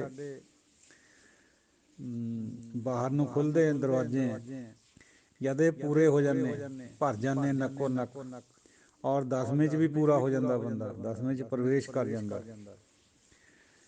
ਉੱਥੇ ਫਿਰ ਅਨਹਤ ਸੁੰਨ ਵਜਾਵੇਂ ਤੂਰੇ, ਤਹਿ ਅਨਹਤ ਸੁੰਨ ਵਜਾਵੇਂ ਤੂਰੇ, ਉੱਥੇ ਅਨਹਤ ਵੱਜਦਾ, ਉੱਥੇ ਪਰਮਾਤਮਾ ਦਾ ਵਾਸਾ ਹੈ, ਉੱਥੇ ਤੂਰਾ ਵੱਜਦਾ। ਤੂਰਾ ਢੋਲ ਨੂੰ ਕਹਿੰਦੇ ਸਾਧ ਸੰਗਤ ਜੀ, ਛੋਟੇ ਢੋਲ ਨੂੰ, ਜਿਹਦੇ 'ਚ ਨਫੀਰੀ ਵੀ ਆਉਂਦੀ ਹੈ। ਸੱਚ ਹੈ ਰਾਚੇ ਦੇਖ ਹਜੂਰੇ, ਉਹ ਹਜੂਰ ਸਮਝਦੇ ਆ ਪਰਮਾਤਮਾ ਨੂੰ, ਆਪਣੇ ਅੰਗ ਸੰਗ ਸਮਝਦੇ ਆ, ਉਹਦੇ ਵਿੱਚ ਰਚ ਜਾਂਦੇ, ਰੰਗੇ ਜਾਂਦੇ। ਘਟ ਘਟ ਸਾਚ ਰਿਹਾ ਭਰਪੂਰੇ, ਉਹਨਾਂ ਨੂੰ ਸਮਝ ਆ ਜਾਂਦੀ ਹੈ ਵੀ ਹਰ ਇੱਕ ਘਟ ਦੇ ਵਿੱਚ ਉਹੀ ਸੱਚਾ ਭਰਪੂਰ ਵਸਦਾ। ਗੁਪਤੀ ਬਾਣੀ ਪ੍ਰਗਟ ਹੋਏ, ਜਿਹੜੀ ਗੁਪਤ ਬਾਣੀ ਹੈ, ਨਾਮ ਅੰਦਰ ਹਰ ਇੱਕ ਬੰਦੇ ਦੇ ਵਿੱਚ ਹੈ, ਲੇਕਿਨ ਪ੍ਰਗਟ ਨਹੀਂ ਹੈ। ਉਹ ਗੁਰੂ ਦੀ ਪਰਮਾਤਮਾ ਦੀ ਕਿਰਪਾ ਦੇ ਨਾਲ ਉਹ ਗੁਪਤੀ ਬਾਣੀ ਪ੍ਰਗਟ ਹੋ ਜਾਂਦੀ ਹੈ, ਅੰਦਰ ਨਾਮ ਚੱਲਣ ਲੱਗ ਪੈਂਦਾ। ਨਾਨਕ ਪਰਖ ਲਏ ਸੱਚ ਸੋਏ, ਉਸ ਸੱਚੇ ਨੂੰ ਫਿਰ ਉਹ ਪਰਖ ਲੈਂਦਾ ਹੈ ਵੀ ਹਾਂ ਵਾਕਈ ਤੂੰ ਡਾਢਾ ਹੈ, ਬੇਅੰਤ ਹੈ, ਤੈਂ ਸਾਨੂੰ ਇਹ ਅਵਸਥਾ ਦੇ ਦਿੱਤੀ ਹੈ। ਸਹਿਜ ਪਾਏ ਮਿਲੀਏ ਸੁੱਖ ਹੋਵੇ, ਸਹਿਜ ਸੁਭਾਅ ਜਦੋਂ ਉਹ ਮਿਲਦਾ ਹੈ ਫਿਰ ਆਨੰਦ ਦੀ ਅਵਸਥਾ ਪ੍ਰਾਪਤ ਹੁੰਦੀ ਹੈ। ਯਾਤਨਾਵਾਂ ਨਾਲ, ਹਠ ਨਾਲ ਇਹ ਅਵਸਥਾ ਨਹੀਂ ਮਿਲ ਸਕਦੀ। ਬਾਰ ਬਾਰ ਜ਼ਿਕਰ ਆਉਂਦਾ ਗੁਰਬਾਣੀ 'ਚ ਵੀ ਸਹਿਜ ਸੁਭਾਅ ਮਿਲਦਾ, ਕਾਲ ਨਾ ਮਿਲਿਓ ਸੇਵ ਨਾ ਮਿਲਿਓ, ਮਿਲਿਓ ਆਏ ਅਚਿੰਤਾ, ਗੁਰਮੁਖ ਜਾਗੈ ਨੀਂਦ ਨਾ ਸੋਵੇ।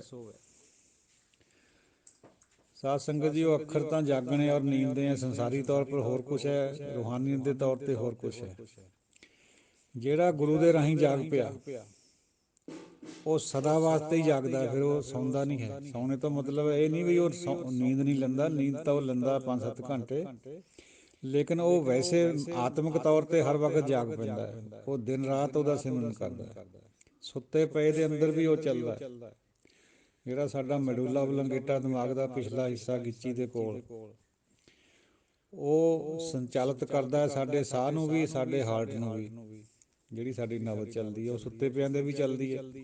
ਇਸੇ ਤਰੀਕੇ ਨਾਲ ਨਾਮ ਵੀ ਚੱਲਦਾ ਅੰਦਰ, ਸੁੱਤੇ ਸਿੱਧ ਆਪਣੇ ਆਪ 'ਤੇ ਅਚੇਤ ਮਨ ਵਿੱਚ ਚੱਲੀ ਜਾਂਦਾ। 24 ਘੰਟੇ ਚੱਲਣ ਦਾ, 8 ਪਹਿਰ ਚੱਲਣ ਦਾ ਇਹ ਮਤਲਬ ਹੈ। ਫਿਰ ਉਹ ਹਮੇਸ਼ਾ ਵਾਸਤੇ ਹੀ ਜਾਗ ਜਾਂਦਾ। ਸੋ ਜਾਗੈ ਜੋ ਏਕੋ ਜਾਣੈ, ਪ੍ਰਕਿਰਤ ਛੋੜੈ ਤਤ ਪਛਾਣੈ। ਉਹੀ ਜਾਗਦਾ ਹੈ ਜਿਹੜਾ ਏਕੇ ਨਾਲ ਜੁੜਦਾ ਹੈ। ਦੂਜਾ ਨਹੀਂ ਜਾਗਦਾ, ਦੂਜਾ ਨੀਂਦ ਵਿੱਚ ਸੁੱਤਾ ਹੋਇਆ, ਕੂਕ ਨੀਂਦ, ਭਾਵੇਂ ਦਿਨ ਵਿੱਚ ਜਾਗਦਾ ਲੇਕਿਨ ਵੈਸੇ ਉਹ ਸੁੱਤਾ ਪਿਆ ਆਤਮਿਕ ਲੈਵਲ 'ਤੇ। ਸੁਨ ਸ਼ਬਦ ਅਪਰੰਪਰ ਧਾਰੈ, ਪਰਮਾਤਮਾ ਔਰ ਨਾਮ ਉਹਦਾ ਜਿਹੜਾ ਸ਼ਬਦ ਹੈ ਉਹਨੂੰ ਉਹ ਅੰਦਰ ਸਦਾ ਵਾਸਤੇ ਧਾਰ ਲੈਂਦਾ, ਹਮੇਸ਼ਾ ਹੀ ਚੱਲਦਾ। ਫਿਰ ਕਹਿਤੇ ਮੁਕਤ ਸ਼ਬਦ ਨਿਸਤਾਰੇ, ਨਾਮ ਕਹਿਣ ਵਾਲੇ, ਜਪਣ ਵਾਲੇ, ਅਟਰੈਂਸ ਕਰਨ ਵਾਲੇ ਮੁਕਤ ਹੋ ਜਾਂਦੇ ਆ। ਸ਼ਬਦ ਦੇ ਰਾਹੀਂ ਉਹਨਾਂ ਦਾ ਨਿਸਤਾਰਾ ਹੋ ਜਾਂਦਾ, ਸ਼ਬਦ ਦੇ ਰਾਹੀਂ ਨਾਮ ਚੱਲ ਪੈਂਦਾ ਅੰਦਰ। ਗੁਰ ਕੀ ਦੀਖਿਆ ਸੇ ਸੱਚ ਰਾਤੇ। ਜਿਹੜੇ ਗੁਰੂ ਦੀ ਦੀਖਿਆ ਲੈ ਲੈਂਦੇ, ਉਪਦੇਸ਼ ਲੈ ਲੈਂਦੇ ਆ, ਉਹ ਸੱਚ ਨਾਲ ਰੰਗੇ ਜਾਂਦੇ। ਬਿਨਾਂ ਗੁਰੂ ਤੋਂ ਕੋਈ ਵੀ ਦੁਨੀਆ ਦੇ ਵਿੱਚ ਰੱਬ ਨੂੰ ਪ੍ਰਾਪਤ ਨਹੀਂ ਹੋਇਆ ਅੱਜ ਤੱਕ। ਗੁਰੂ ਸਮਝਣ ਵਾਲੀ ਬਾਤ ਹੈ। ਗੁਰੂ ਸਰੀਰਕ ਵੀ ਹੋ ਸਕਦਾ ਹੈ, ਗੁਰਮੁਖ ਦੇ ਰੂਪ 'ਚ ਗੁਰੂ ਪਰਮਾਤਮਾ ਵੀ ਹੈ। ਤੋ ਜਿਹਦੇ 'ਤੇ ਪਰਮਾਤਮਾ ਡਾਇਰੈਕਟ ਕਿਰਪਾ ਕਰ ਦੇਵੇ, ਜਿਵੇਂ ਗੁਰੂ ਨਾਨਕ ਪਾਤਸ਼ਾਹ 'ਤੇ ਕਰੀ ਸੀਗੀ, ਉਹ ਹੋਰ ਵੀ ਉੱਚੀ ਬਾਤ ਹੈ। ਅਦਰਵਾਈਜ਼ ਸੰਸਾਰ ਦੇ ਵਿੱਚ ਕੋਈ ਨਾ ਕੋਈ ਗੁਰਮੁਖ ਦੀ ਤਲਾਸ਼ ਹੁੰਦੀ ਹੈ ਬੰਦੇ ਨੂੰ, ਜਿੱਥੋਂ ਸੱਚ ਪ੍ਰਾਪਤ ਹੁੰਦਾ। ਨਾਨਕ ਆਪ ਗਵਾਏ ਮਿਲਣ ਨਹੀਂ ਭਰਾਤੇ। ਜਦੋਂ ਆਪਣਾ ਆਪ ਖੋ ਦਿੰਦਾ ਬੰਦਾ, ਆਪਾ ਖੋਂਦਾ, ਯਾਨੀ ਹਉਮੈ ਦਾ ਜ਼ਿਕਰ ਆ ਰਿਹਾ ਬਾਰ-ਬਾਰ। ਜਦੋਂ ਹਉਮੈ ਖੋ ਦੇਗਾ ਗੁਰੂ ਦੇ ਰਾਹੀਂ, ਫਿਰ ਉਹ ਪਰਮਾਤਮਾ ਨੂੰ ਮਿਲਦਾ। ਫਿਰ ਕੋਈ ਭਟਕਣਾ ਨਹੀਂ ਰਹਿੰਦੀ ਉਹਦੇ ਅੰਦਰ।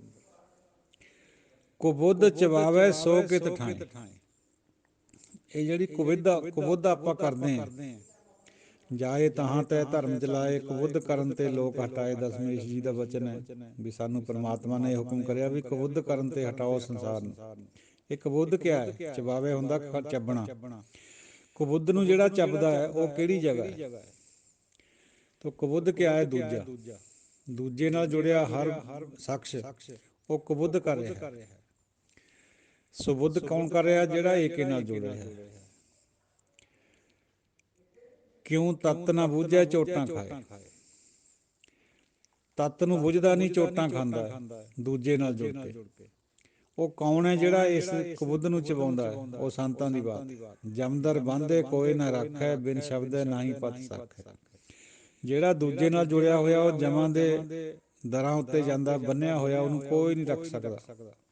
ਉਹਦੇ 'ਤੇ ਮਾਰ ਪੈਣੀ ਓ ਪੈਣੀ ਹੈ। ਸ਼ਬਦ ਤੋਂ ਬਿਨਾਂ ਪੱਤ ਸਾਖ ਇੱਜ਼ਤ ਦਰਗਾਹ ਦੇ ਵਿੱਚ ਕੋਈ ਨਹੀਂ ਹੈ। ਦੁਨੀਆ 'ਚ ਜੋ ਮਰਜ਼ੀ ਕਰ ਲਵੇ ਬੰਦਾ। ਕਿਉਂ ਕਰ ਬੂਝੈ ਪਾਵੈ ਪਾਰ, ਨਾਨਕ ਗੁਰਮੁਖ ਨਾਨਕ ਮਨਮੁਖ ਨਾ ਬੁੱਝੈ ਗਵਾਰ। ਕਿਵੇਂ ਬੁੱਝੈ? ਕਿਵੇਂ ਪਾਰ ਜਾਵੇ ਇਸ ਸੰਸਾਰ ਤੋਂ, ਦੁੱਤਰ ਤੋਂ?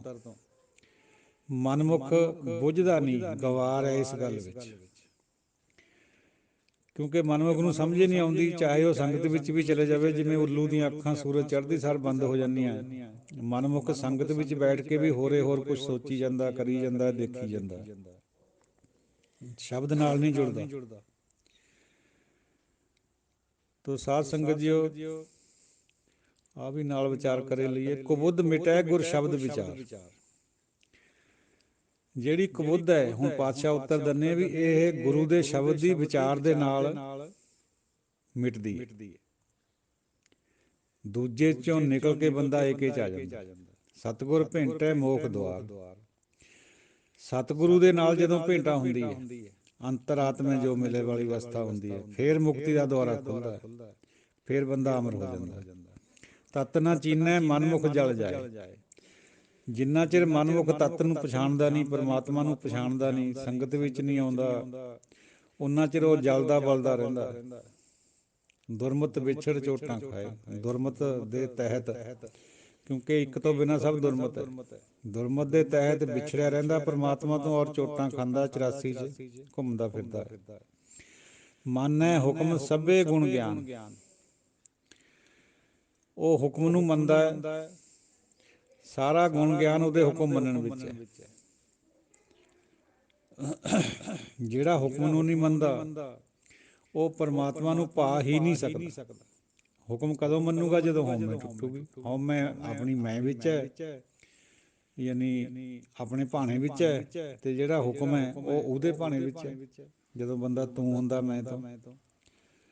ਮਾਨੈ ਹੁਕਮ ਸਭੇ ਗੁਣ ਗਿਆਨ। ਸਾਰਾ ਗੁਣ ਗਿਆਨ ਇਹੀ ਹੈ ਵੀ ਉਹ ਹੁਕਮ ਨੂੰ ਮੰਨ ਲਵੇ। ਨਾਨਕ ਦਰਗਾਹ ਪਾਵੈ ਮਾਨ। ਉਹ ਫਿਰ ਦਰਗਾਹ ਦੇ ਵਿੱਚ ਮਾਣ ਪਾਉਂਦਾ ਹੈ। ਮਨਮੁਖ ਨਹੀਂ ਪਾਉਂਦਾ, ਗੁਰਮੁਖ ਪਾਉਂਦਾ। ਇਹ ਵਿਚਾਰ ਬਾਰ-ਬਾਰ ਸਾਧ ਸੰਗਤ ਜੀ ਆ ਰਹੀ ਹੈ ਵੀ ਦੂਜਾ ਮੇਟਾ ਇੱਕੋ ਹੋਵੇ, ਹਉ ਮੈਂ ਵਿੱਚੋਂ ਖੋਵੇ। ਸਾਰਾ ਫਲਸਫਾ ਗੁਰਬਾਣੀ ਦਾ ਹਉਮੈ ਦੇ ਆਲੇ ਦੁਆਲੇ ਘੁਮਾਉਂਦਾ ਬੰਦੇ ਨੂੰ, ਕਿਸੇ ਨਾ ਕਿਸੇ ਪਾਸੇ ਤੋਂ ਇਹਨੂੰ ਠੋਕਰ ਵੱਜੇ। ਇਹ ਜਾਏਗੀ ਉਦੋਂ ਜਦੋਂ ਗੁਰੂ ਦੇ ਨਾਲ ਭੇਂਟ ਹੋ ਜਾਏ। ਗੁਰੂ ਦੇ ਕੋਲ ਜਾਣ ਨਾਲ ਪਤਾ ਲੱਗਣ ਲੱਗ ਜਾਂਦਾ ਹੈ ਵੀ ਆਈ ਐਮ ਐਨ ਈਗੋ। ਲੇਕਿਨ ਜਿੱਦਣ ਭੇਟ ਹੋ ਗਈ ਉਦਣ ਹਉਮੈ ਪੂਰੀ ਤਰ੍ਹਾਂ ਖਤਮ ਹੋਣੀ ਹੈ, ਤਾਂ ਹੀ ਭੇਟ ਹੋਣੀ। ਬਿਨ ਸਤਿਗੁਰ ਭੇਟੈ, ਸਤਿਗੁਰ ਭੇਟੈ ਮੋਖ ਦੁਆਰ, ਮੁਕਤੀ ਦਾ ਦੁਆਰਾ ਤਦੇ ਹੈ ਜੇ ਸਤਿਗੁਰੂ ਨਾਲ ਭੇਂਟਾ ਹੋਊਗੀ। ਇਹਦੇ ਦੂਜੇ ਸ਼ਬਦ ਇਹ ਹੈ, ਅਰਥ ਇਹ ਹੈ ਵੀ ਉਹਦੀ ਹਉਮੈ ਟੁੱਟੂਗੀ, ਕਿਉਂਕਿ ਭੇਂਟਾ ਹਉਮੈ ਟੁੱਟਣ ਪਰ ਖੜੀ ਹੈ। ਮਿਲਾਪ ਪਾਣੀ ਦਾ ਪਾਣੀ 'ਚ ਹੋ ਸਕਦਾ ਹੈ, ਠੋਸ ਚੀਜ਼ ਦਾ ਨਹੀਂ ਹੋ ਸਕਦਾ।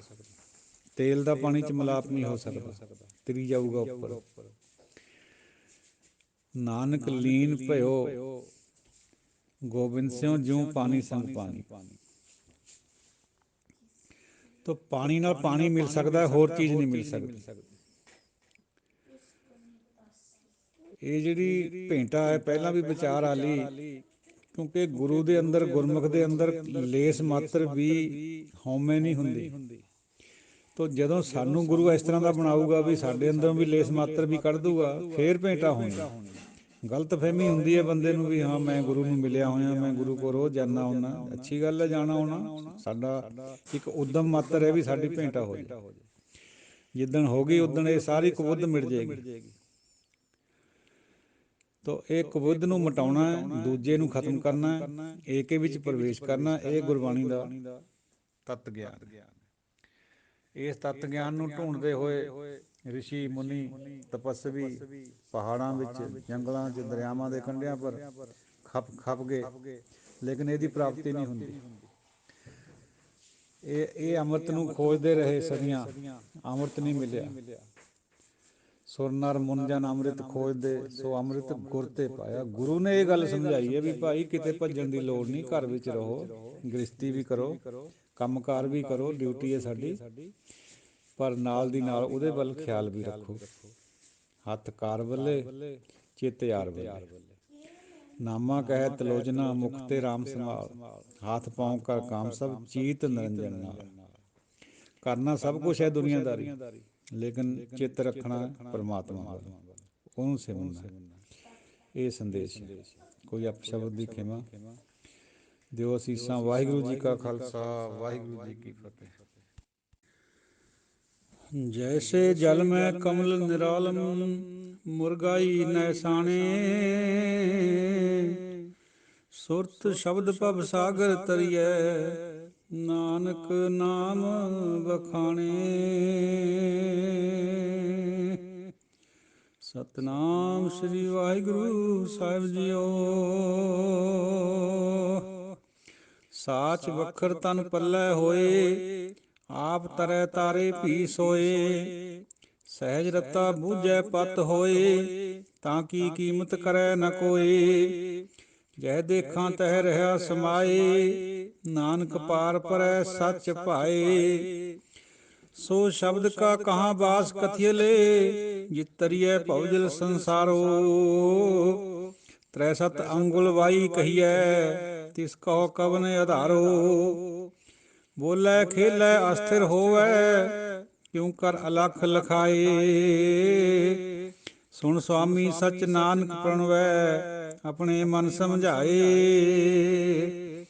ਗੁਰਮੁਖ ਸ਼ਬਦੇ ਸਚ ਲਿਵ ਲਾਗੈ, ਕਰ ਨਦਰੀ ਮੇਲ ਮਿਲਾਏ। ਆਪੇ ਦਾਨਾ ਆਪੇ ਬੀਨਾ, ਪੂਰੇ ਭਾਗ ਸਮਾਏ। ਸੋ ਸ਼ਬਦ ਕੋ ਨਿਰੰਤਰ ਵਾਸ ਅਲਖੰ, ਜਹ ਦੇਖਾਂ ਤਹ ਸੋਈ। ਪਵਨ ਕਾ ਵਾਸਾ ਸੁਨ ਨਿਵਾਸਾ, ਅਕਲ ਕਲਾ ਤਰ ਸੋਈ। ਨਦਰ ਕਰੇ ਸ਼ਬਦ ਘਟ ਮੈਂ ਵਸੈ, ਵਿੱਚੋਂ ਭਰਮ ਗਵਾਏ। ਤਨ ਮਨ ਨਿਰਮਲ ਨਿਰਮਲ ਬਾਣੀ, ਨਾਮੋ ਮਨ ਵਸਾਏ। ਸ਼ਬਦ ਗੁਰੂ ਭਵ ਸਾਗਰ ਤਰੀਐ, ਇਤ ਉਤ ਏਕੋ ਜਾਣੈ। ਚੇਨ ਵਰਨ ਨਹੀਂ ਛਾਇਆ ਮਾਇਆ, ਨਾਨਕ ਸ਼ਬਦ ਪਛਾਣੈ। ਤ੍ਰੈ ਸਤ ਅੰਗੁਲ ਵਾਈ ਅਵਧੂ, ਸੁਨ ਸਚ ਆਹਾਰੋ। ਗੁਰਮੁਖ ਬੋਲੇ ਤਤ ਬਿਰੋਲੈ, ਚੀਨੈ ਲਖ ਅਪਾਰੋ। ਤ੍ਰੈ ਗੁਣ ਮੇਟੈ ਸ਼ਬਦ ਵਸਾਏ, ਤਾਂ ਮਨ ਚੂਕੈ ਅਹੰਕਾਰੋ। ਅੰਤਰ ਬਾਹਰ ਏਕੋ ਜਾਣੈ, ਤਾਂ ਹਰ ਨਾਮ ਲੱਗੈ ਪਿਆਰੋ। ਸੁਖਮਨਾ ਈੜਾ ਪਿੰਗਲਾ ਬੁਝੈ, ਜਾਂ ਆਪੇ ਲਖ ਲਖਾਏ। ਨਾਨਕ ਤਿਹੁ ਤੇ ਉਪਰ ਸਾਚਾ, ਸਤਿਗੁਰ ਸ਼ਬਦ ਸਮਾਏ। ਸੁਖਮਨਾ ਈੜਾ ਪਿੰਗਲਾ ਬੁਝੈ, ਜਾਂ ਆਪੇ ਲਖ ਲਖਾਏ। ਨਾਨਕ ਤਿਹੁ ਤੇ ਉਪਰ ਸਾਚਾ, ਸਤਿਗੁਰ ਸ਼ਬਦ ਸਮਾਏ। ਵਾਹਿਗੁਰੂ ਜੀ ਕਾ ਖਾਲਸਾ, ਵਾਹਿਗੁਰੂ ਜੀ ਕੀ ਫਤਿਹ। ਸਤਿਗੁਰਾਂ ਦੀ ਸਾਜੀ ਨਵਾਜੀ ਸਾਧ ਸੰਗਤ ਜੀਓ, ਗੁਰਬਾਣੀ ਵਿਚਾਰ ਦੇ ਗੁਰਮੁਖ ਧੰਨਵਾਨ ਸੱਜਣੋ, ਆਪ ਜੀ ਦੇ ਚਰਨਾਂ 'ਚ ਆਪਣੀ ਹਕੀਰ ਬੁੱਧੀ ਦੁਆਰਾ ਅੱਜ ਦੀ ਲੜੀਵਾਰ ਸਿੱਧ ਦੀ ਵਿਚਾਰ ਹਾਜ਼ਰ ਹੈ। ਪਾਤਸ਼ਾਹ ਫਰਮਾ ਰਹੇ ਹਨ, ਸਾਚ ਵਖਰ ਧਨ ਪੱਲੇ ਹੋਏ, ਆਪ ਤਰੈ ਤਾਰੇ ਪੀ ਸੋਏ। ਜਿਸ ਸੰਤ ਦੇ ਪੱਲੇ ਸੱਚ ਦਾ ਵਪਾਰ ਹੈ, ਸੱਚ ਦਾ ਧਨ ਇਕੱਠਾ ਕਰਿਆ ਹੋਇਆ, ਉਹ ਧਨਵਾਨ ਹੈ। ਉਹ ਆਪ ਵੀ ਤਰਦਾ ਹੈ ਤੇ ਦੂਜਿਆਂ ਨੂੰ ਵੀ ਤਾਰ ਲੈਂਦਾ। ਸਹਿਜ ਰੱਤਾ ਬੂਝੈ ਪਤ ਹੋਏ, ਸਹਿਜ ਦੇ ਵਿੱਚ ਰੱਤਿਆ ਹੋਇਆ ਬੁਝਦਾ ਵੀ ਹੈ ਪਰਮਾਤਮਾ ਨੂੰ, ਔਰ ਆਪਣੀ ਇੱਜ਼ਤ ਵੀ ਪਾਉਂਦਾ ਹੈ ਦਰਗਾਹ ਦੇ ਵਿੱਚ, ਔਰ ਉਹਦੀ ਕੀਮਤ ਕੋਈ ਨਹੀਂ ਕਰ ਸਕਦਾ। ਜਹ ਦੇਖਾਂ ਤੈ ਰਿਹਾ ਸਮਾਏ, ਜਿੱਧਰ ਜਿੱਧਰ ਵੀ ਨਿਗਾਹ ਜਾਂਦੀ ਹੈ, ਚਾਰ ਚਫੇਰੇ ਉਸੇ ਦਾ ਵਾਸਾ ਹੈ, ਉਹੀ ਨਜ਼ਰ ਆ ਰਿਹਾ। ਨਾਨਕ ਪਾਰ ਪਰੈ ਸੱਚ ਪਾਏ। ਸੱਚ ਦੇ ਪ੍ਰੇਮ ਦੇ ਵਿੱਚ ਹੀ ਇਸ ਸਮੁੰਦਰ ਤੋਂ ਪਾਰ ਹੋ ਜਾਈਦਾ ਹੈ, ਫਿਰ ਉਹ ਚਾਰ ਚਫੇਰੇ ਨਜ਼ਰ ਆ ਰਿਹਾ। ਸੋ ਸ਼ਬਦ ਕਾ ਕਹਾਂ ਬਾਸ ਕਥਿਅਲੇ, ਜਿਤ ਤਰੀਏ ਭਵਜਲ ਸੰਸਾਰੋ।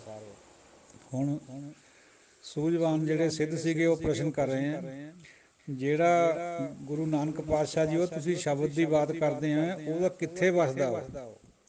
ਸੋ ਸ਼ਬਦ ਕਾ ਕਹਾਂ ਬਾਸ ਕਥਿਅਲੇ, ਉਹਦਾ ਵਾਸਾ ਕਿੱਥੇ ਹੈ ਜਿਹਦੇ ਨਾਲ ਭਵਜਲ ਸੰਸਾਰ ਨੂੰ ਤਰੀਦਾ ਹੈ।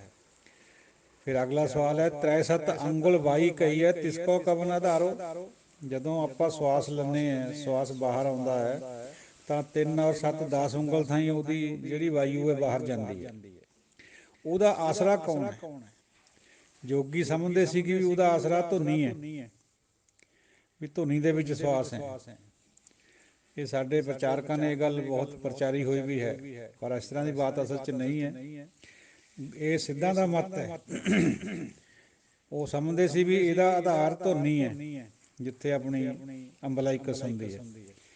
ਅੱਗੇ ਸਵਾਲ, ਅੱਗੇ ਜਵਾਬ ਆਏਗਾ ਪਾਤਸ਼ਾਹ ਦਾ, ਬੋਲੇ ਖੇਲੇ ਅਸਥਿਰ ਹੋਵੇ, ਕਿਉਂ ਕਰ ਲਖ ਲਖਾਏ।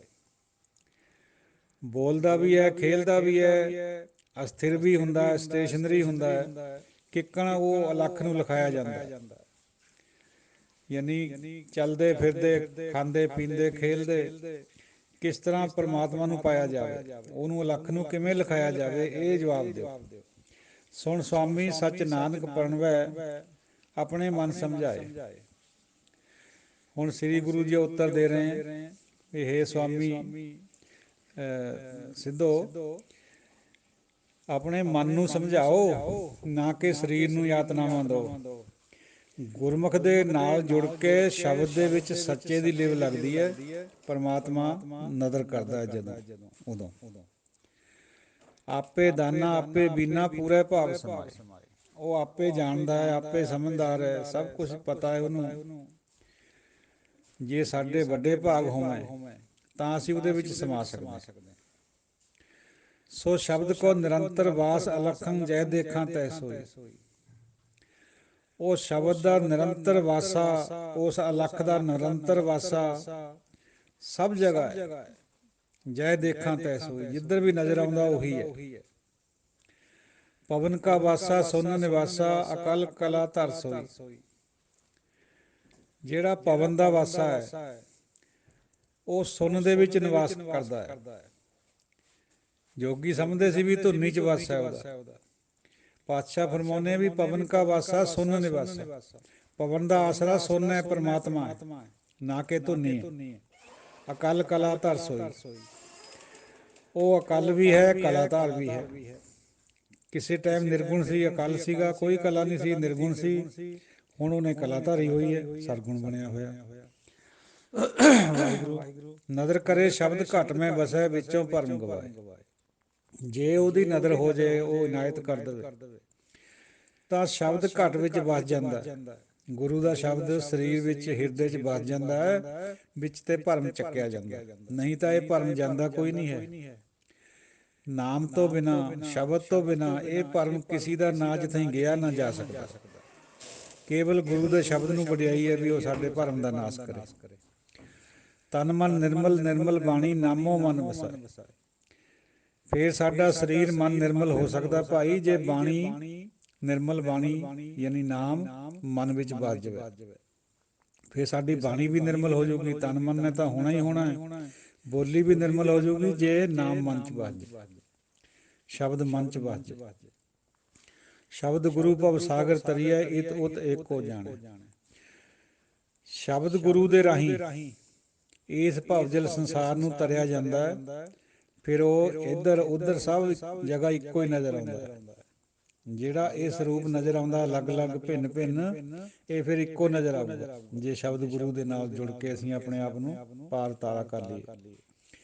ਚਿਹਨ ਵਰਨ ਨਹੀਂ ਛਾਇਆ ਮਾਇਆ, ਨਾਨਕ ਸ਼ਬਦ ਪਛਾਣੈ। ਫਿਰ ਪਰਮਾਤਮਾ ਦਾ ਕੋਈ ਚਿਹਨ ਚੱਕਰ, ਰੰਗ ਰੂਪ, ਉਹਦਾ ਪਰਛਾਵਾਂ ਮਾਇਆ। ਪਰਮਾਤਮਾ ਦੀ ਜਿਹੜੀ ਛਾਇਆ ਉਹ ਮਾਇਆ ਸਮਝੀ ਜਾਂਦੀ ਹੈ ਫਲਸਫੇ ਦੇ ਵਿੱਚ। ਇਹ ਸਭ ਕੁਛ ਭਾਈ ਨਾਨਕ ਸ਼ਬਦ ਪਛਾਣੈ। ਸ੍ਰੀ ਗੁਰੂ ਜੀ ਉਹ ਫਰਮਾ ਰਹੇ ਵੀ ਜੇ ਸ਼ਬਦ ਨੂੰ ਪਛਾਣ ਲਿਆ, ਸ਼ਬਦ ਦੇ ਦੱਦੇ ਨੂੰ ਔਂਕੜ ਹੈ ਯਾਨੀ ਨਾਮ ਨੂੰ ਪਛਾਣ ਲਿਆ, ਫਿਰ ਸਮਝ ਆਉਣੀ ਹੈ ਵੀ ਉਹਦਾ ਕੋਈ ਚਿਹਨ ਚੱਕਰ ਵਗੈਰਾ ਕੁਛ ਨਹੀਂ ਹੈ। ਉਹਦਾ ਸਭ ਕੁਛ ਵੀ ਹੈ, ਉਹਦੇ 1000 ਪੈਰ ਵੀ ਹੈ, ਉਹਦਾ ਇੱਕ ਵੀ ਪੈਰ ਨਹੀਂ, ਉਹਦੇ ਹਜ਼ਾਰਾਂ ਹੀ ਕੰਨ ਹੈ, ਉਹਦਾ ਇੱਕ ਵੀ ਕੰਨ ਨਹੀਂ, ਉਹਦੀਆਂ ਹਜ਼ਾਰਾਂ ਹੀ ਨਾਸਾਂ ਹੈ, ਉਹਦੇ ਇੱਕ ਵੀ ਨਾਸ ਨਹੀਂ, ਇੱਕ ਵੀ ਨੱਕ ਨਹੀਂ। ਇਹ ਬਾਣੀ ਹੈ ਗੁਰੂ ਨਾਨਕ ਪਾਤਸ਼ਾਹ ਜੀ ਦੀ। ਤ੍ਰੈ ਸਤ ਅੰਗੁਲ ਵਾਈ ਔਧੂ, ਸੁਨ ਸੱਚ ਆਹਾਰੋ। ਹੁਣ ਜਵਾਬ ਦੇ ਰਹੇ ਸ੍ਰੀ ਗੁਰੂ ਜੀਓ ਵੀ ਜਿਹੜੀ 3 ਤੇ 7 10 ਉਂਗਲ ਵਾਈ ਹੇ ਔਧੂ, ਹੇ ਅਧੂਤ ਬਾਹਰ ਨੂੰ ਜਾਂਦੀ ਹੈ, ਉਹਦਾ ਆਸਰਾ ਸੱਚ ਹੈ, ਸੁਨ ਹੈ। ਔਰ ਸੁਨ ਦੇ ਜਿਹੜਾ ਪਰਮਾਤਮਾ ਸੁਨ ਹੈ, ਜਿਹੜਾ ਜੋਗੀ ਤਾਂ ਸੁਨ ਕੁਛ ਹੋਰ ਮੰਨਦੇ ਸੀ, ਗੁਰੂ ਨਾਨਕ ਸਾਹਿਬ ਜਿਹੜੇ ਸੁਨ ਦੀ ਬਾਤ ਕਰ ਰਹੇ ਪਰਮਾਤਮਾ ਦੀ ਨਿਰਗੁਣ ਸਰੂਪ ਦੀ, ਉਹ ਉਹਦਾ ਆਹਾਰ ਹੈ। ਜਿਹੜੀ ਇਹ 3 7 ਉਂਗਲ ਵਾਈ ਬਾਹਰ ਨੂੰ ਜਾਂਦੀ ਹੈ, ਧੁਨੀ ਨਹੀਂ ਹੈ ਇਹਦਾ ਆਸਰਾ। ਇਹਦਾ ਆਸਰਾ ਸੁਨ ਹੈ, ਪਰਮਾਤਮਾ। ਗੁਰਮੁਖ ਬੋਲੇ ਤਤ ਵਿਰੋਲੇ, ਚੀਨੈ ਅਲਖ ਅਪਾਰੋ। ਜੇ ਗੁਰਮੁਖ ਦੇ ਰਾਹੀਂ ਬੰਦਾ ਹੋ ਜੇ, ਫਿਰ ਉਹ ਸੱਚ ਬੋਲਦਾ ਹੈ, ਤੱਤ ਨੂੰ ਵਿਰੋਲਦਾ ਹੈ, ਔਰ ਅਲਖ ਅਪਾਰ ਨੂੰ ਚੀਨ ਲੈਂਦਾ ਹੈ। ਤ੍ਰੈ ਗੁਣ ਮੇਟੈ ਸ਼ਬਦ ਵਸਾਏ, ਤਾਂ ਮਨ ਚੂਕੈ ਅਹੰਕਾਰੋ। ਜੇ ਸ਼ਬਦ ਮਨ 'ਚ ਵੱਸ ਜੇ, ਤਿੰਨਾਂ ਗੁਣਾਂ ਨੂੰ ਮੇਟ ਦਿੰਦਾ ਉਹ, ਮਨ ਦੇ ਵਿੱਚੋਂ ਅਹੰਕਾਰ ਚਲਿਆ ਜਾਂਦਾ। ਕਿਸੀ ਵੀ ਹੋਰ ਵਿਧੀ ਦੇ ਰਾਹੀਂ, ਕਿਸੀ ਵਿਧੀ ਵਿਸ਼ੇਸ਼, ਕਿਸੀ ਕਿਰਿਆ ਵਿਸ਼ੇਸ਼, ਕੋਈ ਕਰਮ ਵਿਸ਼ੇਸ਼ ਦੇ ਨਾਲ ਅਹੰਕਾਰ ਨਹੀਂ ਜਾਂਦਾ, ਸਗੋਂ ਵੱਧਦਾ ਹੈ। ਕੇਵਲ ਔਰ ਕੇਵਲ ਸ਼ਬਦ ਦੀ ਵਿਚਾਰ ਜਿਹੜੀ ਮਨ ਦੇ ਵਿੱਚੋਂ ਅਹੰਕਾਰ ਨੂੰ ਕੱਢ ਸਕਦੀ। ਅੰਤਰ ਬਾਹਰ ਏਕੋ ਜਾਣੈ, ਤਾਂ ਹਰ ਨਾਮ ਲੱਗੇ ਪਿਆਰੋ। ਫਿਰ ਸ਼ਬਦ ਜਦੋਂ ਮਨ 'ਚ ਵਸ ਗਿਆ ਤਾਂ ਅੰਦਰ ਬਾਹਰ ਇੱਕ ਨੂੰ ਜਾਣੇਗਾ। ਜੋ ਬ੍ਰਹਿਮੰਡੇ ਸੋਈ ਪਿੰਡੇ, ਜੋ ਖੋਜੈ ਸੋ ਪਾਵੇ। ਭਗਤ ਪੀਪਾ ਜੀ। ਜਦੋਂ ਇਸ ਤਰ੍ਹਾਂ ਦੀ ਅਵਸਥਾ ਬਣ ਗਈ, ਫਿਰ ਹਰੀ ਦੇ ਨਾਮ ਨਾਲ ਪਿਆਰ ਲੱਗ ਪੈਂਦਾ। ਸੁਖਮਨਾ ਈੜਾ ਪਿੰਗਲਾ ਬੁੱਝੈ, ਜਾਂ ਆਪੇ ਅਲਖ ਲਖਾਏ। ਇਹ ਜਿਹੜੀਆਂ ਵਿਚਾਰਾਂ ਹਿੰਦੁਸਤਾਨੀ ਸਮਾਜ ਦੇ ਵਿੱਚ ਚਲੀਆਂ ਆ ਰਹੀਆਂ ਵੀ ਈੜਾ ਖੱਬੀ ਨਾਸ ਦੇ ਰਾਹੀਂ ਸਾਸ ਚੜ੍ਹਾਉਣੇ, ਸੁਖਨਾ ਦੇ ਵਿੱਚ ਟਿਕਾਉਣੇ ਹੈ, ਫਿਰ 16 ਵਾਰੀ ਓਮ ਕਹਿਣਾ ਹੈ, ਫਿਰ ਪਿੰਗਲਾ ਦੇ ਰਾਹੀਂ ਬਾਹਰ ਕੱਢਣੇ ਹੈ, ਸੱਜੀ ਨਾਸ ਰਾਹੀਂ। ਪਾਤਸ਼ਾਹ ਫਰਮਾਉਂਦੇ ਭਾਈ ਇਹ ਕਰਨ ਦੀ ਲੋੜ ਨਹੀਂ ਹੈ, ਇਹਨਾਂ ਦੀ ਸੋਝੀ ਆਪੇ ਆ ਜਾਣੀ ਜੇ ਅਲਖ ਨੂੰ ਲਿਖਾਉਂਗੇ। ਜੇ ਨਾਮ ਨਾਲ ਜੁੜ ਕੇ, ਸ਼ਬਦ ਨਾਲ ਜੁੜ ਕੇ, ਪਰਮਾਤਮਾ ਦੇ ਨਾਲ ਪ੍ਰੇਮ ਪਾ ਕੇ, ਸਹਿਜ ਦੇ ਵਿੱਚ ਉਹਦੇ ਨਾਲ ਮੇਲ ਹੋ ਗਿਆ, ਇਹ ਸੁਖਨਾ ਜਿਹੜਾ ਪਿੰਗਲਾਂ ਦੀ ਆਪੇ ਸੋਝੀ ਆ ਜਾਣੀ ਵੀ ਇਹ ਕਿਆ ਚੀਜ਼ ਹੈ। ਸੋ ਮਤਲਬ ਇਹ ਹੈ ਵੀ ਇਹਨਾਂ ਨੂੰ ਕਰਨ ਦੀ ਜ਼ਰੂਰਤ ਨਹੀਂ ਹੈ, ਇਹੋ ਜਿਹੇ ਕਠਿਨ ਆਸ਼ਰਮ ਕਰਨ ਦੀ, ਪਰਿਸ਼ਰਮ ਕਰਨ ਦੀ ਲੋੜ ਨਹੀਂ ਹੈ, ਕਿਉਂਕਿ ਇਹਨਾਂ ਦੇ ਨਾਲ ਮਨ ਦਾ ਅਹੰਕਾਰ ਨਹੀਂ ਜਾਂਦਾ ਹੈ। ਬਹੁਤ ਸੌਖਾ ਮਾਰਗ ਪਾਤਸ਼ਾਹ ਨੇ ਬਤਾਇਆ, ਦੱਸਿਆ ਵੀ ਜੋਗਿਓ ਇਹ ਜਾਣ ਦੋ ਇਹਨਾਂ ਈੜਾ ਪਿੰਗਲਾ ਔਰ ਸੁਖਮਨਾ ਨੂੰ, ਇਹਨਾਂ 'ਚ ਕੁਛ ਨਹੀਂ ਹੈ। ਇਹਨਾਂ ਦੀ ਸਮਝ ਆਪੇ ਆ ਜਾਣੀ ਜੇ ਲੱਖ ਨੂੰ ਲਿਖਾ ਲਿਆ। ਜੇ ਲੱਖ ਇਹਨਾਂ ਲੱਖ ਹੋਇਆ ਤਾਂ ਇਹਨਾਂ ਨੂੰ ਕਰਨ ਦਾ ਫਾਇਦਾ ਕਿਆ ਹੋਇਆ ਫਿਰ। ਨਾਨਕ ਤਿਹੁ ਤੇ ਉੱਪਰ ਸਾਚਾ ਸਤਿਗੁਰ ਸ਼ਬਦ ਸਮਾਏ। ਹੁਣ ਸ੍ਰੀ ਪਾਤਸ਼ਾਹ ਜੀ ਉਹ ਸਮਝਾਉਂਦੇ ਆ ਵੀ ਇਹਨਾਂ ਤਿੰਨਾਂ ਤੇ ਉੱਪਰ ਸੁਖਮਨਾ ਈੜਾ ਪਿੰਗਲਾ ਤੋਂ ਪਰਮਾਤਮਾ ਸੱਚਾ ਹੈ, ਔਰ ਸਤਿਗੁਰੂ ਦੇ ਸ਼ਬਦ ਦੇ ਰਾਹੀਂ ਉਹਦੇ ਵਿੱਚ ਸਮਾਇਆ ਜਾਂਦਾ ਹੈ। ਹੁਣ ਵੀ ਜੇ ਕੋਈ ਇਹ ਬਾਤ ਕਹੇ ਸਾਡਾ ਸਿੱਖ ਵਿਦਵਾਨ ਬਈ ਜੀ ਨਹੀਂ ਗੁਰਬਾਣੀ ਮਾਨਤਾ ਦਿੰਦੀ ਹੈ, ਚੰਗੇ ਚੰਗੇ ਵਿਦਵਾਨਾਂ ਨੂੰ ਵੀ ਸੁਣਿਆ ਦਾਸ ਨੇ, ਨੈੱਟ ਪਰ ਵੀ ਹੈ ਇਹ ਸਾਰਾ ਕੁਛ। ਨਹੀਂ ਭਾਈ, ਇਹਨਾਂ ਨੂੰ ਕਰਨ ਦੀ ਬਿਲਕੁਲ ਜ਼ਰੂਰਤ ਨਹੀਂ ਹੈ। ਸਹਿਜ ਸੁਭਾਏ ਕਰਨਾ ਜੋ ਵੀ ਕਰਨਾ ਹੈ। ਇਹ ਸੁਖਮਨਾ ਈੜਾ ਪਿੰਗਲਾ, ਇਹ ਜਿਹੜੇ ਚੱਕਰ ਹੈ ਜਾਂ ਇਹ ਜਿਹੜਾ ਖਲ ਜਗਨ ਹੈ, ਇਹਦੇ ਨਾਲ ਮਨ ਪਵਿੱਤਰ ਨਹੀਂ ਹੁੰਦਾ, ਨਾ ਹੀ ਮਨ ਦੀ ਹਉਮੈ ਜਾਂਦੀ ਹੈ। ਇਹ ਨਹੀਂ ਕਰਨੇ ਹੈ। ਤੋ ਕਬੀਰ ਜੀ ਨੇ ਵੀ ਇਹੀ ਗੱਲ ਫਰਮਾਈ ਹੈ ਵੀ ਜਦ ਬੰਦਾ ਜੋਗੀ ਤੂੰ ਮਰ ਜਾਣਾ ਹੈ, ਫਿਰ ਤੇਰੇ ਟਾਂਟੇ ਕਿੱਥੇ ਚਲੇ ਜਾਂਦੇ ਸਾਰੇ ਜਿਹੜੇ ਤੂੰ ਕਰਦਾ ਹੈ। ਇਹਨਾਂ ਨੂੰ ਅਵਗਣ ਕਿਹਾ ਗੁਰਬਾਣੀ ਦੇ ਵਿੱਚ ਕਬੀਰ ਜੀ ਨੇ। ਜਿੰਨੇ ਵੀ ਈੜਾ ਪਿੰਗਲਾ ਸੁਖਮਨਾ ਕਰਦਾ ਬੰਦਾ, ਜਾਂ ਹੋਰ ਵੀ ਬਹੁਤ ਕੁਛ ਕਰਦਾ ਹੈ, ਸਰਪਾਸਣ ਕਰਦਾ ਹੈ, ਨੇਤੀ ਧੋਤੀ ਕਰਦਾ ਹੈ, ਪਤਾ ਨਹੀਂ ਕਿੰਨੇ ਕਿੰਨੇ ਔਖੇ ਆਸਣ ਇਹ ਕਰਦੇ ਹੈ, ਉਹਨਾਂ ਦਾ ਸਰੀਰ ਨਾਲ ਤਾਲੁਕ ਹੈ, ਨਾ ਕਿ ਮਨ ਦੇ ਨਾਲ। ਮਨ ਪਵਿੱਤਰ ਨਹੀਂ ਹੋ ਸਕਦਾ ਉਹਨਾਂ ਦੇ ਨਾਲ ਕਦੇ ਵੀ। ਸਰੀਰ ਨੂੰ ਕਿਸੇ ਵੀ ਤਰੀਕੇ ਨਾਲ ਇਹੋ ਜਿਹੇ ਕਠਿਨ ਮਾਰਗਾਂ 'ਚੋਂ ਦੀ ਲੰਘਾਉਣਾ, ਇਹ ਗੁਰਮਤਿ ਦਾ ਮਾਰਗ ਨਹੀਂ ਹੈ। ਇਹ ਸੰਸਾਰ ਦਾ ਮਾਰਗ ਹੈ, ਇਹ ਜੋਗੀਆਂ ਦਾ ਮਾਰਗ ਹੈ, ਇਹ ਲੋਕਾਂ ਨੂੰ ਉੱਲੂ ਬਣਾਉਣ ਵਾਲਿਆਂ ਦਾ ਮਾਰਗ ਹੈ, ਇਹ ਦੁਨਿਆਵੀ ਮਾਰਗ ਹੈ। ਜਿਹੜਾ ਰੂਹਾਨੀ ਮਾਰਗ ਹੈ ਉਹ ਤਾਂ ਬਹੁਤ ਸਿੰਪਲ ਔਰ ਸਾਦਾ ਹੈ। ਸਸਤ ਵਖਰ ਤੂੰ ਘਿਨੈ ਨਾਹੀਂ, ਪਾਪੀ ਬੰਧਾ ਰਿਨਾਇਆ। ਪਾਤਸ਼ਾਹ ਦਾ ਵਚਨ ਹੈ। ਉਹ ਮਨਾ, ਪਾਪੀ ਮਨਾ, ਤੂੰ ਸਸਤਾ ਸੌਦਾ ਤਾਂ ਕਰਦਾ ਨਹੀਂ ਹੈ। ਆ ਪੈਸੇ ਵਾਲਾ, ਬਹੁਤ ਜ਼ਿਆਦਾ ਪੈਸੇ ਲਾਉਣੇ ਵਾਲਾ ਔਖਾ ਟੇਢਾ ਰਸਤਾ ਤੂੰ ਅਖਤਿਆਰ ਕਰਦਾ ਹੈ। ਕਿਵੇਂ? ਦੇਖੋ, ਸਤਿਨਾਮ ਵਾਹਿਗੁਰੂ, ਕੁਛ ਨਹੀਂ ਲੱਗਦਾ, ਕੋਈ ਪੈਸਾ ਨਹੀਂ ਲੱਗਦਾ, ਕੋਈ ਟਾਈਮ ਨਹੀਂ ਲੱਗਦਾ, ਤੁਰਦੇ ਫਿਰਦੇ ਕਦੇ ਵੀ ਕਰੀ ਜਾਓ, ਜਮਾਂ ਹੀ ਸੌਖਾ ਮਾਰਗ ਹੈ। ਉਹ ਉੱਧਰ ਫਿਰ ਆਸਣ ਲਾ ਕੇ ਕਿਸੇ ਹਿਰਨ ਵਗੈਰਾ ਦੀ ਖੱਲ ਦੇ ਉੱਤੇ ਵਿਸ਼ੇਸ਼ ਆਸਣ ਜਮਾ ਕੇ ਕੰਗਰੋੜ ਨੂੰ ਸਿੱਧਾ ਰੱਖ ਕੇ ਜਿਹੜਾ ਇਹ ਜਾਪ ਕਰਦੇ ਆ ਈੜਾ ਪਿੰਗਲਾ ਦਾ, ਕਿੰਨਾ ਔਖਾ ਮਾਰਗ ਹੈ, ਟਾਈਮ ਵੀ ਲੱਗਦਾ। ਅਤੇ ਜੇ ਫਿਰ ਆਪਾਂ ਹਵਨ ਕਰਾਉਂਦੇ ਹਾਂ ਜਾਂ ਕੋਈ ਅਖੰਡ ਪਾਠ ਸਾਹਿਬ ਮਹਿੰਗੇ ਤੋਂ ਮਹਿੰਗਾ ਕਰਾ ਕੇ ਹਜ਼ਾਰਾਂ ਦੀ ਗਿਣਤੀ 'ਚ ਇਕੱਠ ਕਰਦੇ ਹਾਂ ਆਪਣੀ ਹਉਮੈ ਦਾ ਰੂਪ ਬਣਾਉਣ ਖਾਤਰ, ਆਪਣੇ ਆਪ ਨੂੰ ਪ੍ਰਗਟਾਉਣ ਖਾਤਰ, ਉਹ ਮਹਿੰਗਾ ਸੌਦਾ ਹੈ, ਉਹਦੇ 'ਚੋਂ ਕੁਛ ਨਹੀਂ ਨਿਕਲਣ ਵਾਲਾ। ਸਤਿਨਾਮ ਵਾਹਿਗੁਰੂ, ਇਹੀ ਉਪਦੇਸ਼ ਹੈ ਗੁਰੂ ਸਾਹਿਬ ਦਾ। ਸਸਤ ਵਖਰ ਤੂੰ ਘਿਨੈ ਨਾਹੀਂ, ਸੌਖਾ ਜਿਹੜਾ ਸੌਖਾ ਔਰ ਸਸਤਾ ਸੌਦਾ ਉਹ ਤਾਂ ਤੂੰ ਕਰਦਾ ਨਹੀਂ। ਪਾਪੀ ਵਾਧਾ ਰਿਨਾਇਆ, ਸਗੋਂ ਇਹੋ ਜਿਹੇ ਕਰਮ ਕਰਕੇ ਹੋਰ ਰਿਣ ਦੇ ਵਿੱਚ ਬੰਨ੍ਹਿਆ ਜਾ ਰਿਹਾ, ਹੋਰ ਤੈਨੂੰ ਔਖਾ ਹੋ ਰਿਹਾ। ਇਹ ਮਾਰਗ ਨਹੀਂ ਹੈ ਭਾਈ ਕੋਈ ਵੀ, ਜਾਣੀਏ ਇਸ ਬਾਤ ਨੂੰ। ਇਹਨਾਂ ਤਿੰਨਾਂ ਦੇ ਉੱਪਰ ਮਾਰਗ ਹੈਗਾ। ਸੁਖਮਨਾ ਈੜਾ ਪਿੰਗਲਾ ਤੋਂ ਉੱਪਰ ਇੱਕ ਹੋਰ ਮਾਰਗ ਹੈ, ਸੱਚ ਦਾ ਮਾਰਗ, ਪ੍ਰੇਮ ਦਾ ਮਾਰਗ, ਸ਼ਬਦ ਦਾ ਮਾਰਗ, ਜਿਹਦੇ ਪਰ ਕੋਈ ਪੈਸਾ ਨਹੀਂ ਲੱਗਦਾ।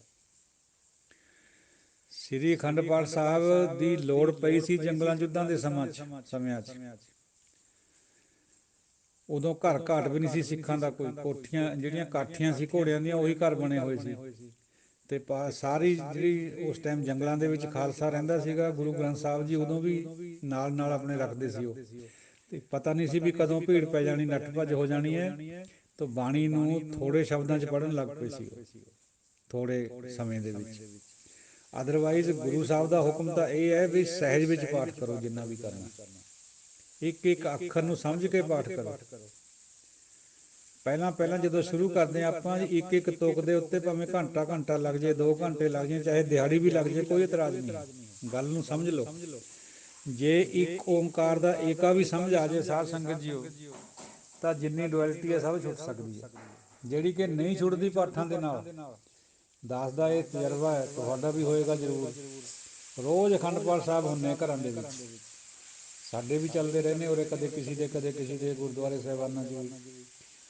ਲੇਕਿਨ ਇਹ ਟ੍ਰੈਜਡੀ ਹੈ, ਬੜਾ ਦੁੱਖ ਦੇ ਨਾਲ ਇਹ ਦੱਸ ਰਿਹਾ, ਆਪ ਜੀ ਨਾਲ ਸਾਂਝੀ ਕਰ ਰਿਹਾ ਗੱਲ ਨੂੰ, ਬਈ 80 85 90 95% ਤੱਕ ਵੀ ਜਿਹੜੇ ਸਿੱਖ ਹੈ ਉਹ ਡੁਐਲਿਟੀ 'ਚ ਫਸੇ ਹੋਏ ਹੈ, ਕਿਉਂਕਿ ਏਕੇ ਦੀ ਸਮਝ ਨਹੀਂ। ਪਾਠ ਦੇਖ ਲਓ ਕਿੰਨੇ ਹੋ ਰਹੇ, ਪਹਿਲਾ ਹੀ ਅੱਖਰ ਦੀ ਸਮਝ ਨਹੀਂ ਹੈ ਵੀ ਏਕਾ ਕਿਆ ਚੀਜ਼। ਸਮਾਧਾਂ ਦੀ ਪੂਜਾ, ਜੋਤਸ਼ੀਆਂ ਦੇ ਨਗ ਪਾਉਣੇ। ਮੈਂ ਇੱਕ ਪਰਟੀਕੂਲਰ ਬਾਤ ਵੀ ਸਾਂਝੀ ਕਰ ਦੇਵਾਂ ਆਪ ਜੀ ਦੇ ਨਾਲ। ਸਾਡੇ ਪਿੰਡ ਦੇ ਜਿਹੜੇ ਸਵੇਰੇ ਸਵੇਰੇ ਰੋਜ਼ ਗੁਰੂ ਦੇ ਦਰਬਾਰ 'ਚ ਜਾਣ ਵਾਲੇ ਸੱਜਣ ਔਰ ਬੀਬੀਆਂ ਹੈ, ਉੱਥੇ ਸੇਵਾ ਵੀ ਕਰਦੇ हैं, ਬੜੀ ਅੱਛੀ ਬਾਤ ਹੈ। ਔਰ ਤੱਪੜ ਵਗੈਰਾ ਝਾੜਨੇ, ਸਫਾਈ ਕਰਨੀ, ਪਾਣੀ ਦਾ ਛਿੜਕਾਓ, ਪ੍ਰਕਾਸ਼ ਕਰਨਾ, ਇਹ ਸਾਰੇ ਉਹੀ ਬੀਬੀਆਂ ਉਹੀ ਲੋਕ ਸਰਹੰਦ ਰੋਜ਼ਿਆਂ ਦੇ ਵਿੱਚ ਜਾ ਕੇ ਧੂਫਾਂ ਲੈ ਕੇ ਆਉਂਦੇ। ਸ਼ੇਖ ਅਹਿਮਦ ਸਰਹਿੰਦੀ ਦੇ ਮਕਬਰੇ 'ਚੋਂ, ਜਿਹਨੇ ਪੰਜਵੇਂ ਪਾਤਸ਼ਾਹ ਨੂੰ ਸ਼ਹੀਦ ਕਰਾਉਣ 'ਚ ਮੇਨ ਰੋਲ ਪਲੇ ਕਰਿਆ ਸੀਗਾ। ਉਹਨਾਂ ਨੂੰ ਬਾਣੀ ਪਰ ਭਰੋਸਾ ਨਹੀਂ ਹੈ। ਉਸ ਜਿਹੜਾ ਮਕਬਰਾ ਹੈ ਸਰਹੰਦ, ਰੋਜ਼ਾ ਸ਼ਰੀਫ ਕਹਿੰਦੇ, ਉੱਥੇ ਦੀ ਧੂਫ ਵਿੱਚ ਵਿਸ਼ਵਾਸ ਜ਼ਿਆਦਾ ਕਰ ਰਹੇ। ਦੇਖੋ ਆਇਰਨੀ ਆਫ ਫੇਟ ਕਿੰਨੀ ਹੈ, ਟ੍ਰੈਜਡੀ ਹੈ ਸਿੱਖਾਂ ਦੀ। ਕਾਹਤੇ ਹੈ? ਏਕੇ ਪਰ ਵਿਸ਼ਵਾਸ ਨਹੀਂ। ਜੇ ਏਕੇ ਤੇ ਵਿਸ਼ਵਾਸ ਆ ਜਾਏ ਫਿਰ ਇਹ ਡੁਐਲਿਟੀ ਰਹੇ ਹੀ ਨਾ। ਗੁਰੂ ਸਾਹਿਬ ਨੇ ਤਾਂ ਬਹੁਤ ਜ਼ੋਰ ਦਿੱਤਾ, 1430 ਅੰਗਾਂ ਦੇ ਵਿੱਚ ਇਹੀ ਕੁਛ ਤਾਂ ਕਿਹਾ ਵੀ ਏਕੇ ਪਰ ਆ ਜਾਓ, ਏਕੇ ਪਰ ਆ ਜਾਓ। ਬਿਨ ਗੁਰ ਹੋਰ ਧਿਆਨ ਹੈ ਸਭ ਦੂਜਾ ਭਉ, ਭਾਈ ਗੁਰਦਾਸ ਜੀ। ਗੁਰੂ ਤੋਂ ਬਿਨਾਂ, ਪਰਮਾਤਮਾ ਤੋਂ ਬਿਨਾਂ ਹੋਰ ਕਿਸੇ ਵੀ ਚੀਜ਼ ਦਾ ਅਸੀਂ ਧਿਆਨ ਲਗਾਉਂਦੇ ਹਾਂ, ਕਿਸੇ ਨੂੰ ਬੜਾ ਕਰਦੇ ਹਾਂ, ਉਹ ਦੂਜਾ ਭਾਅ ਹੈ। ਕਦੋਂ ਸਮਝ ਆਏਗੀ? ਮਹਾਰਾਜ ਬਖਸ਼ ਦੇ। ਸਾਧ ਸੰਗਤ ਜੀਓ, ਬਹੁਤ ਦੁਖਦਾਈ ਬਾਤ ਹੈ, ਥੋੜ੍ਹੀ ਨਹੀਂ ਹੈ। ਔਰ ਇੱਥੋਂ ਤੱਕ ਵੀ ਦੇਖਿਆ ਵੀ ਘਰ ਦੇ ਵਿੱਚ ਅਖੰਡ ਪਾਠ ਸਾਹਿਬ ਹੋਇਆ, ਆਪਣੇ ਪਿੰਡ ਦੀ ਉਹ ਬਾਤ ਦੱਸ ਰਹੇ ਆਪ ਜੀ ਨੂੰ, ਔਰ ਉਸੇ ਦੇਗ ਨੂੰ ਲੈ ਕੇ ਬਾਅਦ ਵਿੱਚ ਆਪਣੇ ਖੇਤ ਵਿੱਚ ਬਣੀਆਂ ਸੋ ਕਾਲ ਸ਼ਹੀਦਾਂ ਦੀਆਂ ਸਮਾਧਾਂ ਪਰ ਵੀ ਮੱਥਾ ਟੇਕ ਕੇ ਆਇਆ ਕੋਈ ਬੰਦਾ। ਔਰ ਦੱਸ ਰਹੇ ਨੇ ਉਹਨੂੰ ਟੋਕਿਆ ਵੀ ਹੈ। ਅੱਗੋਂ ਜਵਾਬ ਮਿਲਿਆ, ਕਹਿੰਦੇ ਜੀ ਸਭ ਇੱਕੋ ਹੀ ਹੈ। ਆਹ ਜਵਾਬ ਮਿਲਿਆ। ਡੁਐਲਿਟੀ 'ਚ ਵਿਸ਼ਵਾਸ ਹੈ, ਇੱਕ ਪਰ ਤਾਂ ਹੈ ਹੀ ਨਹੀਂ। ਉਹ ਤਾਂ ਦੇਖਾ ਦੇਖੀ ਕਰ ਰਹੇ ਵੀ ਚਲੋ ਲੋਕ ਪਾਠ ਕਰਾਉਂਦੇ, ਅਸੀਂ ਵੀ ਕਰਾ ਦਈਏ। ਸਸਤਾ ਸੌਦਾ ਨਹੀਂ ਕਰਨਾ ਚਾਹੁੰਦੇ, ਮਹਿੰਗਾ ਕਰਨਾ ਚਾਹੁੰਦੇ। ਹਵਨ ਦੇ ਉੱਤੇ ਲੱਖ ਰੁਪਈਆ ਲਗਾ ਦੇਗਾ ਕੋਈ ਬੰਦਾ, ਲੇਕਿਨ ਪਰਮਾਤਮਾ ਹਰੀ ਨੂੰ, ਵਾਹਿਗੁਰੂ ਰਾਮ ਰਾਮ ਕਰਨਾ ਔਖਾ ਲੱਗਦਾ, ਆਖਣਾ ਔਖਾ ਸਾਚਾ ਨਾਮ। ਸੋ ਇਹ ਜਿਹੜੀ ਸਿੱਧ ਗੋਸ਼ਟ ਹੈ, ਇਹਦੇ ਵਿੱਚ ਤਾਂ ਬਹੁਤ ਜ਼ੋਰ ਹੈ ਏਕੇ ਦੇ ਉੱਤੇ। ਵੈਸੇ ਸਾਰੀ ਬਾਣੀ ਦੇ ਵਿੱਚ ਜ਼ੋਰ ਹੈ, ਕਿਉਂਕਿ ਪਹਿਲਾ ਅੱਖਰ ਹੀ ਏਕਾ ਲੱਗਿਆ ਹੋਇਆ। ਇੱਕ ਦਾ ਹੀ ਸਾਰਾ ਪਸਾਰਾ, ਇੱਕ ਦੇ ਵਿੱਚ ਹੀ ਆਉਣਾ, ਜੇ ਸਮਝ ਆ ਜੇ ਤਾਂ। ਨਹੀਂ ਤਾਂ ਫਿਰ ਡੁਐਲਿਟੀ ਹੈ, ਧੱਕੇ ਹੈ। ਜੋ ਵੀ ਕਰਦਾ ਧਰਮ ਦੇ ਨਾਂ ਪਰ ਬੰਦਾ, ਫਿਰ ਉਹ ਸਾਰਾ ਹੀ ਬੇਕਾਰ ਚਲਾ ਜਾਂਦਾ, ਨਹੀਂ ਸਫਲ ਹੁੰਦਾ। ਕਮ ਸੇ ਕਮ ਦਰਗਾਹ ਨਹੀਂ ਮਿਲ ਸਕਦੀ, ਧਰਮਰਾਜ ਕੋਲ ਜ਼ਰੂਰ ਪਹੁੰਚ ਜਾਊਗਾ ਡੰਡੇ ਖਾਣ ਖਾਤਰ ਬੰਦਾ। ਪੁੰਨਦਾਨ ਜੋ ਬੀਜਦੇ ਸਭ ਧਰਮਰਾਜ ਕੈ ਜਾਈ। ਆ ਜਿਹੜਾ ਇੱਥੇ ਪੁੰਨਦਾਨ ਕਰਦਾ ਬੰਦਾ ਸੋ ਕਾਲਡ, ਸਾਰਾ ਹੀ ਧਰਮਰਾਜ ਕੋਲ ਲੈ ਕੇ ਜਾਂਦਾ ਸਾਨੂੰ। ਧਰਮਰਾਜ ਦੇ ਕੋਲ ਤਾਂ ਸਜ਼ਾ ਲਾਉਣ ਖਾਤਰ ਜਾਂਦੇ ਹਾਂ ਅਸੀਂ ਲੋਕ। ਜਿਹੜੇ ਸੰਤ ਲੋਕ ਹੈ ਉਹ ਨਹੀਂ ਜਾਂਦੇ, ਉੱਧਰ ਨੂੰ ਤਾਂ ਧਰਮਰਾਜ ਦੇਖ ਵੀ ਨਹੀਂ ਸਕਦਾ, ਝਾਕ ਵੀ ਨਹੀਂ ਸਕਦਾ। ਉਹ ਸਿੱਧੇ ਪਰਮਾਤਮਾ ਨਾਲ ਜੁੜ ਜਾਂਦੇ, ਜਿਉਂਦੇ ਜੀ। ਤੋ ਸਾਧ ਸੰਗਤ ਜੀਓ, ਕਰੀਏ ਸਮਾਪਤ ਵਿਚਾਰ ਨੂੰ। 4-5 ਦਿਨ ਦੀ ਵਿਚਾਰ ਰਹਿ ਗਈ ਹੋਰ। ਲੱਗਦਾ ਹੈ ਵੀ ਸ਼ਾਇਦ ਕੁਛ ਅਕੇਵਾਂ ਜਿਹਾ ਹੋਇਆ ਪਿਆ। ਇੱਕ ਅੱਧਾ ਹੀ ਕੋਈ ਪੁਸ਼ ਦੇ ਰਿਹਾ ਵਿਚਾਰ, ਬਾਕੀ ਪਤਾ ਨਹੀਂ ਕਿੱਧਰ ਚਲੇ ਗਏ। ਸਮਝ ਨਹੀਂ ਆ ਰਹੀ ਬਾਤ ਦੀ। ਬਾਤਾਂ ਤਾਂ ਸਿੰਪਲ ਹੈ ਸਾਦੀਆਂ ਜਿਹੜੀਆਂ, ਬਾਕੀ ਗੁਰਬਾਣੀ 'ਚ ਉਹੀ ਹੈ, ਥੋੜ੍ਹਾ ਜਿਹਾ ਡੂੰਘਾਈ ਵਿੱਚ ਹੈ ਬਸ। ਉਸ ਤੋਂ ਬਾਅਦ ਫਿਰ ਸਮਾਪਤੀ ਕਰੇ ਦੇਣੀ ਹੈ, 2-4 ਦਿਨ ਦੀ ਗੱਲ ਹੋਰ ਹੈ। ਤੋ ਦਿਓ ਆਗਿਆ, ਬਖਸ਼ਿਓ ਕੋਈ ਭੁੱਲ ਹੋ ਜਾਂਦੀ ਬੰਦੇ ਤੋਂ। ਦਿਓ ਸੀਸ। ਵਾਹਿਗੁਰੂ ਜੀ ਕਾ ਖਾਲਸਾ, ਵਾਹਿਗੁਰੂ ਜੀ ਕੀ ਫਤਿਹ। ਵਾਹਿਗੁਰੂ ਜੀ ਕਾ ਖਾਲਸਾ, ਵਾਹਿਗੁਰੂ ਜੀ ਕੀ ਫਤਿਹ। ਸਾਧ ਸੰਗਤ ਜੀਓ, ਸੁਣਨ ਦੀ ਥੋੜ੍ਹੀ ਜਿਹੀ ਵਿਚਾਰ।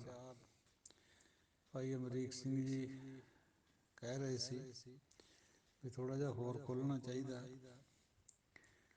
ਦੇਖੋ, ਜਿਹੜਾ ਤਾਂ ਸੁਣ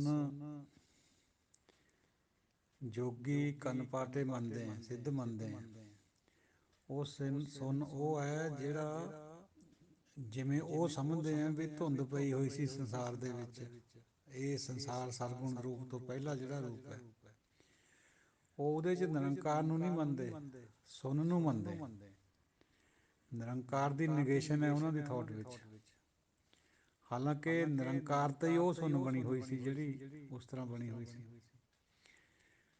ਹੁਣ ਜਿਹੜਾ ਜੋਗੀਆਂ ਦਾ ਸੁੰਨ ਹੈ, ਉਹ ਸਮਝਦੇ ਆ ਵੀ ਜੇ ਮਨ ਨੂੰ ਮਾਰ ਲਿਆ ਜਾਵੇ ਇੰਦਰੀਆਂ ਨੂੰ ਦਬਾ ਕੇ, ਪੰਜੇ ਗਿਆਨ ਇੰਦਰੀਆਂ ਨੂੰ ਔਰ ਕਰਮ ਇੰਦਰੀਆਂ ਨੂੰ ਦਬਾ ਕੇ, ਫਿਰ ਮਨ ਸੁੰਨ ਬਣ ਜਾਂਦਾ, ਮਨ ਮਰ ਜਾਂਦਾ। ਫਿਰ ਗੁਰਬਾਣੀ ਇਸ ਤੋਂ ਅੱਗੇ ਦੀ ਬਾਤ ਕਰਦੀ ਹੈ। ਕਵਨ ਸੋ ਮੁਨ ਜੋ ਮਨ ਮਾਰੈ, ਮਨੈ ਮਾਰ ਕਿਸ ਕੋ ਤਾਰੈ। ਜਿਹਨੇ ਮਨੇ ਮਾਰ ਲਿਆ ਆਪਣਾ, ਉਹਨੇ ਤਾਰਨਾ ਕਿਹਨੂੰ ਹੈ ਫਿਰ? ਹੋਰ ਕਿਆ ਰਹਿ ਗਿਆ ਬਾਕੀ? ਮਨ ਮਾਰਨਾ ਇਸ ਤਰੀਕੇ ਨਾਲ ਨਹੀਂ ਹੈ। ਮਨ ਮਾਰਨ ਦਾ ਮਤਲਬ ਗੁਰਮਤ ਜਿਹੜੇ ਗੁਰਬਾਣੀਕਾਰ ਹੈ ਉਹਨਾਂ ਨੇ ਹੋਰ ਗੱਲ ਸਮਝਾਈ ਹੈ ਬਈ ਮਨ ਨੂੰ ਵਿਕਾਰਾਂ ਵੱਲੋਂ ਮਾਰਨਾ ਹੈ, ਨਿਰੰਕਾਰ ਵੱਲੋਂ ਹਰ ਵਕਤ ਚੇਤਨ ਰੱਖਣਾ, ਸੁੰਨ ਨਹੀਂ ਬਣਾਉਣਾ ਉਹਨੂੰ, ਜਿਵੇਂ ਜੋਗੀ ਸਮਝਦੇ ਕਰਦੇ। ਹਰ ਵਕਤ ਨਾਮ ਚੱਲਦਾ ਰਹੇ ਅੰਦਰ, ਵਿਕਾਰ ਘੱਟ ਜਾਣ। ਮਨ ਨੂੰ ਸਮਝਾ ਕੇ ਇਹ ਗੱਲ ਕਰਨੀ ਹੈ। ਜੋਗੀ ਸਮਝਦੇ ਸੀਗੇ ਵੀ ਅਸੀਂ ਗਿਆਨ ਇੰਦਰੀਆਂ ਦੇ ਰਾਹੀਂ, ਕੀੜਾ ਪਿੰਗਲਾ ਦੇ ਰਾਹੀਂ, ਨੇਤੀ ਧੋਤੀ ਦੇ ਰਾਹੀਂ, 84 ਆਸਣਾਂ ਦੇ ਰਾਹੀਂ ਮਨ ਨੂੰ ਮਾਰੀਏ, ਮਨ ਨੂੰ ਫੁਰਨੇ ਰਹਿਤ ਕਰੀਏ, ਜਿਹਨੂੰ ਉਹ ਸੁੰਨ ਕਹਿੰਦੇ ਆ। ਤੋ ਬਾਣੀ ਫਰਮਾਉਂਦੀ ਹੈ ਵੀ ਜੇ ਮਨੇ ਮਾਰ ਲਿਆ ਫਿਰ ਫੁਰਨੇ ਰਹਿਤ ਬਣਦਾ, ਮਤਲਬ ਕਿਆ? ਫਿਰ ਤਾਰਨਾ ਕਿਹਨੂੰ ਹੈ ਹੋਰ? ਨਾ ਹੀ ਮਨ ਮਰ ਸਕਦਾ ਇੱਦਾਂ, ਇਹ ਗਲਤ ਫਹਿਮੀ ਹੈ। ਮਨ ਜਿੰਨਾ ਚਿਰ ਸਰੀਰ ਵਿੱਚ ਹੈਗਾ ਇਹ ਚੇਤਨ ਸੱਤਾ ਹੈ, ਮਨ ਮਰ ਨਹੀਂ ਸਕਦਾ। ਹਾਂ, ਮਨ ਨੂੰ ਮਾਰਨ ਦਾ ਗੁਰਬਾਣੀਕਾਰਾਂ ਨੇ ਇਹ ਗੱਲ ਸਮਝਾ ਦਿੱਤੀ ਵੀ ਫੁਰਨੇ ਜਿਹੜੇ ਹੈਗੇ ਬੁਰੇ ਮਾਇਆ ਦੇ ਵਿਕਾਰਾਂ ਦੇ, ਉਹ ਹਟ ਜਾਵੇ ਤੇ ਚੰਗੇ ਅੰਦਰ ਪ੍ਰਵੇਸ਼ ਕਰ ਜਾਏ, ਯਾਨੀ ਡੁਐਲਿਟੀ ਹਟ ਕੇ ਏਕਾ ਬਣ ਜਾਵੇ। ਉਹ ਅਵਸਥਾ ਨੂੰ ਗੁਰਬਾਣੀ ਨੇ ਪ੍ਰਵਾਨ ਕਰਿਆ। ਸਿੱਧ ਪਰਮਾਤਮਾ ਦੀ ਗੱਲ ਤਾਂ ਕਰਦਾ ਹੀ ਨਹੀਂ ਹੈ। ਉਹ ਸਿਰਫ ਆਪਣੇ ਸਰੀਰ ਨੂੰ ਹੀ ਸੁੰਨ ਬਣਾਉਣ ਖਾਤਰ ਵੀ ਜਿਵੇਂ ਫੁਰਨੇ ਰਹਿਤ ਕਰ ਲਈਏ ਆਪਣੇ ਮਨ ਨੂੰ, ਉਹ ਉਸ ਤਰ੍ਹਾਂ ਦੀ ਬਾਤ ਕਰ ਰਹੇ। ਔਰ ਸਰੀਰ ਦੇ ਨਾਲ ਹੀ ਉਹ ਸੰਬੰਧ ਰੱਖ ਰਹੇ ਹੈ ਸਵਾਸਾਂ ਦਾ, ਬਈ ਧੁਨੀ ਦੇ ਵਿੱਚ ਆਸਰਾ ਮਿਲਦਾ, ਸਵਾਸ ਉੱਥੇ ਟਿਕਦੇ, ਉੱਥੇ ਹੀ ਸੋਚ ਵਿਚਾਰ ਹੁੰਦੀ ਹੈ, ਪਰਮਾਤਮਾ ਧੁਨੀ 'ਚ ਰਹਿੰਦਾ ਹੈ। ਇਹ ਨਿਰਮੂਲ ਵਿਚਾਰਾਂ ਗੁਰਬਾਣੀ ਦੇ ਮੁਤਾਬਕ। ਉਹਨਾਂ ਦੇ ਮੁਤਾਬਕ ਉਹਨਾਂ ਨੂੰ ਮੁਬਾਰਕ ਹੋਣ। ਸਾਡੇ ਕਾਫੀ ਸਿੱਖ ਜਗਤ ਵਿੱਚ ਵੀ ਕੁਛ ਐਸੇ ਵਿਦਵਾਨ ਖਾਸੇ ਹੈਗੇ ਜਿਹੜੇ ਇਸ ਤਰ੍ਹਾਂ ਵਿਚਾਰਾਂ ਕਰਦੇ, ਉਹਨਾਂ ਨੂੰ ਵੀ ਮੁਬਾਰਕ ਹੋਵੇ। ਪਰ ਜੋ ਸਾਨੂੰ ਸਮਝ ਆਈ ਹੈ ਵਿਚਾਰ ਦੀ ਗੁਰਬਾਣੀ ਤੋਂ, ਉਹ ਇਹ ਹੈ ਵੀ ਮਨ ਨੂੰ ਮਾਰਨਾ ਨਹੀਂ ਹੈ। ਜੇ ਮਨ ਮਰ ਗਿਆ ਫਿਰ ਤਾਂ ਬੰਦਾ ਹੀ ਖਤਮ ਹੋ ਗਿਆ। ਮਨ ਨੂੰ ਵਿਕਾਰਾਂ ਵੱਲੋਂ ਰੋਕ ਕੇ ਚੰਗੇ ਪਾਸੇ ਏਕੇ ਨਾਲ ਪ੍ਰਵੇਸ਼ ਕਰਾਉਣਾ, ਨਾਮ ਦਾ ਵਾਸਾ ਕਰਾਉਣਾ, ਉਹ ਹੈ ਚੌਥਾ ਸੁੰਨ ਹੈ ਜਿਹੜਾ। ਚੌਥਾ ਸੁੰਨ ਮਨ ਨੂੰ ਮਾਰ ਕੇ ਇੰਦਰੀਆਂ ਦੇ ਰਾਹੀਂ ਕੋਸ਼ਿਸ਼ ਕਰਕੇ ਫੁਰਨੇ ਰਹਿਤ ਕਰਨਾ, ਉਹ ਬਿਲਕੁਲ ਨਹੀਂ ਹੈ। ਫੁਰਨੇ ਰਹਿਤ ਮਨ ਹੋ ਹੀ ਨਹੀਂ ਸਕਦਾ ਕਦੇ ਵੀ। ਇਹ ਐਵੇਂ ਖਾਮ ਖਿਆਲੀ ਹੈ ਵੀ ਮਨ ਇਸ ਤਰ੍ਹਾਂ ਸੁੰਨ ਹੋ ਜਾਊਗਾ ਜਾਂ ਮਨ ਵਿੱਚ ਫੁਰਨੇ ਉੱਠਣੇ ਬੰਦ ਹੋ ਜਾਣਗੇ। ਫਿਰ ਮਨ ਕਿਆ ਚੀਜ਼ ਰਹੇਗੀ ਜੇ ਫੁਰਨੇ? ਫਿਰ ਤਾਂ ਉਹ ਜੜ ਬਣ ਗਿਆ, ਫਿਰ ਤਾਂ ਚੇਤਨ ਰਿਹਾ ਹੀ ਨਾ। ਮਨ ਮਾਰਨ ਦਾ ਮਕਸਦ ਹੀ ਇਹੀ ਹੈ। ਇਸ ਮਨ ਕਾ ਜੋ ਜਾਣੇ ਭਿਓ, ਮਨ ਮਧੂਸੂਦਨ ਤਿਰਭੁਵਨ ਦਿਓ, ਕਬੀਰ ਜੀ ਦਾ ਫਰਮਾਨ ਹੈ। ਜਿਹਨੇ ਇਸ ਮਨ ਦੇ ਭੇਦ ਨੂੰ ਜਾਣ ਲਿਆ ਵੀ ਇਹਨੂੰ ਮਾਰਨਾ ਨਹੀਂ ਹੈ, ਇਹਨੂੰ ਸੁੰਨ ਨਹੀਂ ਬਣਾਉਣਾ ਇੰਦਰੀਆਂ ਦੇ ਰਾਹੀਂ, ਇਹਨੂੰ ਸਮਝਾ ਕੇ ਇਹਦੇ ਵਿੱਚ ਪਰਮਾਤਮਾ ਨਾਮ ਦਾ ਪ੍ਰਵੇਸ਼ ਕਰਾਉਣਾ ਹੈ, ਸ਼ਬਦ ਦੇ ਰਾਹੀਂ ਸਮਝਾ ਬੁਝਾ ਕੇ, ਪ੍ਰੇਮ ਦੇ ਰਾਹੀਂ, ਸਹਿਜ ਮਾਰਗ ਦੇ ਰਾਹੀਂ, ਹਠ ਨਾਲ ਨਹੀਂ। ਉਹ ਜਿਹੜਾ ਹੈ ਫਿਰ ਮਨ ਇਹੀ ਪਰਮਾਤਮਾ ਬਣ ਜਾਂਦਾ ਹੈ, ਇਹੀ ਮਧੂਸੂਦਨ ਬਣ ਜਾਂਦਾ, ਇਹੀ ਤਿਰਭੁਵਨ ਦੇਵ ਯਾਨੀ ਪਰਮਾਤਮਾ ਬਣ ਜਾਂਦਾ ਹੈ। ਜੇ ਇਹਨੂੰ ਸਮਝ ਆ ਜਾਏ ਮਨ ਨੂੰ, ਇਹਦੇ ਵਿੱਚ ਏਕੇ ਦਾ ਪ੍ਰਵੇਸ਼ ਹੋ ਜਾਏ, ਨਾਮ ਇਹਦੇ ਅੰਦਰ ਚੱਲ ਪਵੇ, ਗੁਰੂ ਕਿਰਪਾ ਕਰ ਦੇਵੇ, ਸ਼ਬਦ ਦੇ ਰਾਹੀਂ ਵਾਸਾ ਹੋ ਜਾਏ, ਸ਼ਬਦ ਦਾ ਵਿੱਚ ਵਾਸਾ ਹੋ ਜਾਏ। ਇਹ ਹੈ ਜਿਹੜੇ ਗੁਰਬਾਣੀ ਦੇ ਸੁੰਨ ਦੀ ਵਿਆਖਿਆ। ਜੋਗੀਆਂ ਦੀ, ਕੰਨ ਪਾਟਿਆਂ ਦੀ ਵਿਆਖਿਆ ਹੋਰ ਤਰ੍ਹਾਂ ਦੀ ਹੈ। ਉਹ ਬਾਹਰਲੇ ਜਿਹੜੀ ਫੋਰਮ ਹੈ ਉਹਦੇ ਨਾਲ ਜੁੜੇ ਹੋਏ ਹੈ। ਪਰਮਾਤਮਾ ਦਾ ਉਹਨਾਂ 'ਚ, ਨਿਰਗੁਣ ਪਰਮਾਤਮਾ 'ਚ ਕੋਈ ਵਿਸ਼ਵਾਸ ਨਹੀਂ ਹੈ। ਮਹਾਤਮਾ ਬੁੱਧ ਜੀ ਦਾ ਵੀ ਕੋਈ ਵਿਸ਼ਵਾਸ ਨਹੀਂ ਸੀਗਾ, ਜਿਹਨੂੰ ਲੈ ਕੇ ਇਹ ਜਿਹੜਾ ਤੀਆ ਫਿਰਕਾ ਮਹਾਂਯਾਨ, ਹੀਨਯਾਨ ਔਰ ਵਜਰਯਾਨ ਜਾਂ ਤੰਤਰਯਾਨ ਵੀ ਕਹਿ ਦਿੰਦੇ ਇਹਨੂੰ, ਇਹ ਤਿੰਨ ਫਿਰਕੇ ਹੈ ਮਹਾਤਮਾ ਬੁੱਧ ਦੇ। ਮਹਾਂਯਾਨ, ਹੀਨਯਾਨ ਉਹਨਾਂ 'ਚ ਵੀ ਥੋੜ੍ਹਾ ਥੋੜ੍ਹਾ ਭੇਦ ਹੈ, ਮਹਾਂਯਾਨ ਪਹਿਲਾਂ ਹੀਨਯਾਨ ਹੈ। ਹੀਨਯਾਨ ਸਮਝਦੇ ਆ ਵੀ ਅਸੀਂ ਬੁੱਧ ਵਰਗੇ ਹੋ ਸਕਦੇ ਹਾਂ, ਬੁੱਧਾ ਨਹੀਂ ਹੋ ਸਕਦੇ। ਉਹੇ ਜਿਹੇ ਤਾਂ ਹੋ ਸਕਦੇ ਥੋੜ੍ਹੇ ਬਹੁਤ, ਪਰ ਬੁੱਧਾ ਨਹੀਂ ਬਣ ਸਕਦੇ। ਮਹਾਂਯਾਨ ਵਾਲੇ ਕਹਿੰਦੇ ਆ ਵੀ ਨਹੀਂ, ਅਸੀਂ ਬੁੱਧ ਬਣ ਸਕਦੇ ਹਾਂ।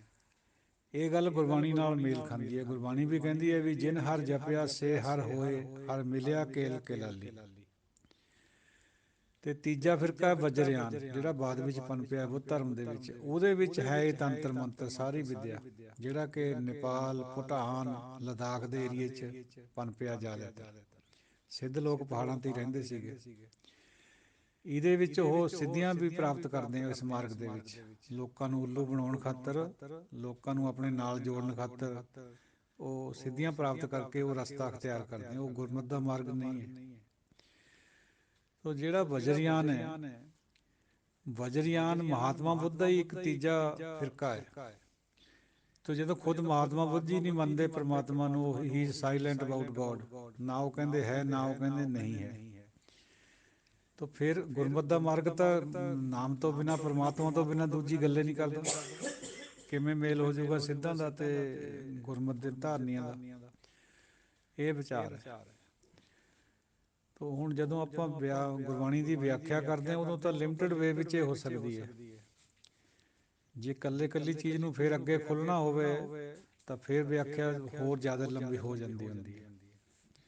ਕਿਉਂਕਿ ਇੱਕ ਇੱਕ ਸ਼ਬਦ ਦੇ ਉੱਪਰ ਭਾਵੇਂ ਕਿੰਨੀ ਵੀ ਵਿਆਖਿਆ ਕਰਦੇ ਰਹੋ, ਆ ਵੀ ਅਜੇ ਲਿਮਟਿਡ ਹੈ, ਇਹ ਵੀ ਕੋਈ ਬਹੁਤ ਬੜੀ ਵਿਆਖਿਆ ਨਹੀਂ ਹੈ। ਜੇ ਨਾਗਾਰਜੁਨ ਦੀ ਥਿਊਰੀ ਖੋਲ੍ਹ ਲਈਏ ਸੁਣਨ ਦੀ, ਤਾਂ ਪਤਾ ਨਹੀਂ ਕਿੰਨਾ ਚਿਰ ਹੋਰ ਲੱਗ ਜਾਊਗਾ। ਨਾਗਾਰਜੁਨ ਵੀ ਇੱਕ ਵਿਚਾਰਕ ਹੋਇਆ ਬੁੱਧ ਧਰਮ ਦਾ। ਉਹਨੇ ਸੁੰਨ ਅਵਸਥਾ ਜਿਹੜੀ, ਉਸੇ ਦੀ ਜਿਹੜੀ ਕਲਪਨਾ ਹੈ ਉਹਨੇ ਕਰੀ ਹੋਈ ਹੈ ਸੁੰਨ ਦੀ। ਸੁੰਨ ਕਿਆ ਚੀਜ਼ ਹੈ, ਸ਼ੂਨਯ ਕਹਿੰਦੇ ਉਹ ਸ਼ੂਨਯ। ਤੋ ਉਹਨਾਂ ਦੇ ਸ਼ੂਨਯ ਸਿਫਰ ਹੈ, ਗੁਰਮਤਿ ਦੀ ਸ਼ੂਨਯ ਏਕਾ ਹੈ। ਏਕੇ ਦੇ ਵਿੱਚੋਂ ਹੀ ਸਿਫਰ ਨਿਕਲੀ ਹੋਈ ਹੈ, ਸ਼ੂਨਯ। ਬੁੱਧ ਮਾਰਗੀ ਜਿਹੜੇ ਹੈ, ਵਾਮ ਮਾਰਗੀ ਜਿਹਨੂੰ ਆਪਾਂ ਕਹਿ ਦਿੰਦੇ ਹਾਂ, ਵਜਰਯਾਨ ਵਾਲੇ ਜਾਂ ਤੰਤਰਯਾਨ ਵਾਲੇ, ਉਹ ਸਿਫਰ ਮੰਨਦੇ ਆ। ਸ਼ੂਨਯ ਦਾ ਮਤਲਬ ਵੀ ਉਸ ਟਾਈਮ ਕੁਛ ਵੀ ਨਹੀਂ ਸੀ, ਰੱਬ ਹੈ ਨਹੀਂ ਸੀ। ਸ਼ੂਨਯ ਮੀਨਸ ਕੋਈ ਰੱਬ ਨਹੀਂ ਸੀ। ਗੁਰਮਤਿ ਕਹਿੰਦੀ ਹੈ ਉਹ ਸ਼ੂਨਯ ਵਿੱਚ ਏਕਾ ਹੈਗਾ ਸੀਗਾ। ਬਸ ਇੰਨਾ ਕੁ ਫਰਕ ਹੈ, ਇਹ ਵਿਚਾਰ ਦਾ ਅੰਤਰ ਹੈ। ਤੋ ਏਕਾ ਹਮੇਸ਼ਾ ਚੇਤੰਨ ਹੁੰਦਾ ਹੈ। ਉਹ ਇਸ ਤਰ੍ਹਾਂ ਜੜ ਵੱਤ ਨਹੀਂ ਹੁੰਦਾ ਵੀ ਸਰੀਰ ਨੂੰ ਜੜ ਵੱਤ ਬਣਾ ਦਿਓ, ਫੁਰਨਿਆਂ ਰਹਿਤ ਕਰ ਦਿਓ। ਇਸ ਤਰ੍ਹਾਂ ਦੀ ਕੋਈ ਗੱਲ ਗੁਰਮਤਿ ਨੇ ਪ੍ਰਵਾਨ ਨਹੀਂ ਕਰੀ। ਮਹਿਜ ਡਿੰਬ ਹੈ ਇਹ, ਜਿਹੜਾ ਇਸ ਤਰ੍ਹਾਂ ਸੋਚਦਾ ਕਰਦਾ ਵੀ ਹੈ ਬੰਦਾ।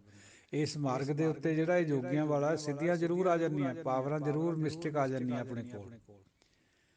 ਜਿਵੇਂ ਗੁਰੂ ਨਾਨਕ ਸਾਹਿਬ ਨੂੰ ਅਚਲ ਬਟਾਲੇ ਦੇ ਮੇਲੇ ਉੱਤੇ ਕਿਸੇ ਨੇ ਸੱਪ ਬਣ ਕੇ ਅੱਗ ਕੱਢੀ, ਫੰਕਾਰੇ ਮਾਰੇ, ਪਾਣੀ ਦੇ ਉੱਤੇ ਚੱਪਲ ਮਾਰ ਕੇ ਬੈਠ ਕੇ ਤਿਰਕੇ ਦਿਖਾਇਆ, ਪੰਛੀ ਬਣ ਕੇ ਲਿਲਾਮਾਂ ਕਰੀਆਂ, ਉੱਪਰ ਹਵਾ ਚ ਉੜੇ, ਬਾਘ ਬਣ ਕੇ ਬੋੜਾਂ ਮਾਰੀਆਂ, ਦਹਾੜੇ, ਬਹੁਤ ਡਰਾਵੇ ਕਰੇ। ਉਹ ਸਿੱਧੀਆਂ ਦੇ ਆਸਰੇ ਕਰੇ। ਭਾਈ ਗੁਰਦਾਸ ਜੀ ਨੇ ਇਹ ਸਾਰੀ ਬਾਤ ਬਿਆਨ ਕਰੀ ਹੈ।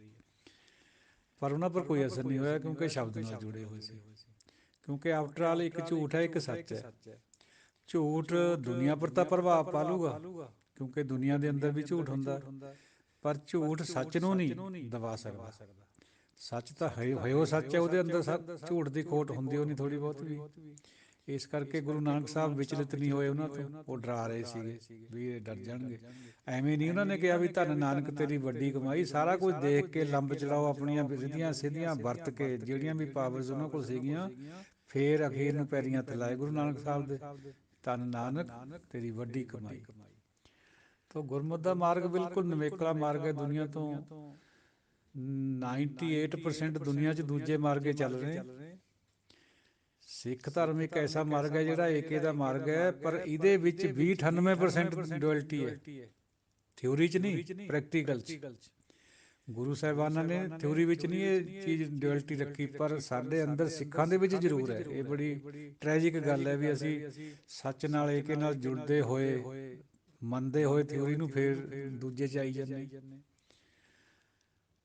ਗੁਰੂ ਇਹ ਜਾਣਦਾ, ਪਰਮਾਤਮਾ ਹੀ ਜਾਣਦਾ ਇਸ ਗੱਲ ਨੂੰ। ਇਹ ਉਹਦੀ ਲੀਲਾ ਹੈ, ਉਹਦਾ ਭਾਣਾ ਹੈ। ਉਹਨੇ ਹੀ ਲਾਏ ਹੋਏ ਸਾਰੇ, ਇੱਧਰ ਵੀ ਉੱਧਰ ਵੀ, ਫੁੱਲ ਵੀ, ਕੰਡੇ ਵੀ, ਬੋਲਣੇ ਵਾਲੇ ਵੀ, ਮੌਨ ਧਾਰਨ ਕਰਨ ਵਾਲੇ ਵੀ, ਅੰਮ੍ਰਿਤ ਛਕਣ ਵਾਲੇ ਵੀ, ਅਤੇ ਸ਼ਰਾਬ ਦੇ ਠੇਕੇ 'ਚ ਬੈਠ ਕੇ ਮਦਪਾਨ ਕਰਨ ਵਾਲੇ ਵੀ, ਸਭ ਉਹਦੇ ਹੁਕਮ ਵਿੱਚ ਹੋ ਰਿਹਾ, ਬਾਹਰ ਕੁਛ ਨਹੀਂ ਹੈ। ਹਾਂ, ਦਾਨਿਆਂ ਨੇ ਸਾਨੂੰ ਵਿੱਚ ਇਹ ਗੱਲ ਸਮਝਾ ਦਿੱਤੀ ਹੈ ਵੀ ਭਾਈ ਅਸਲ ਆਹ ਹੈ ਅਤੇ ਨਕਲ ਆਹ ਹੈ। ਆਹ ਫੁੱਲ ਹੈ, ਆਹ ਕੰਡਾ ਹੈ। ਇਹ ਹੁਣ ਤੁਸੀਂ ਸੋਚ ਲਓ ਵੀ ਤੁਸੀਂ ਸਰੋਕਾਰ ਕੰਡਿਆਂ ਨਾਲ ਰੱਖਣਾ ਜਾਂ ਫੁੱਲ ਨਾਲ ਰੱਖਣਾ। ਫੁੱਲ ਏਕਾ ਹੈ, ਕੰਡੇ ਦੁਆਇਤ ਹੈ। ਕੋਈ ਅਪਸ਼ਬਦ ਦੀ ਖਿਮਾ। ਵਾਹਿਗੁਰੂ ਜੀ ਕਾ ਖਾਲਸਾ, ਵਾਹਿਗੁਰੂ ਜੀ ਕੀ ਫਤਿਹ। ਸਤ ਸੰਗਤ ਜੀ, ਉਹ ਸ਼ੁੱਧ ਉਚਾਰਨ ਇਸ ਤਰ੍ਹਾਂ ਹੈ ਤੁਕ ਦਾ। ਕਵਨ ਸੋ ਮੁਨ ਜੋ ਮਨ ਮਾਰੇ, ਮਨ ਕੋ ਮਾਰ ਕਹੋ ਕਿਸ ਤਾਰੇ। ਵਾਹਿਗੁਰੂ ਜੀ ਕਾ ਖਾਲਸਾ, ਵਾਹਿਗੁਰੂ ਜੀ ਕੀ ਫਤਿਹ।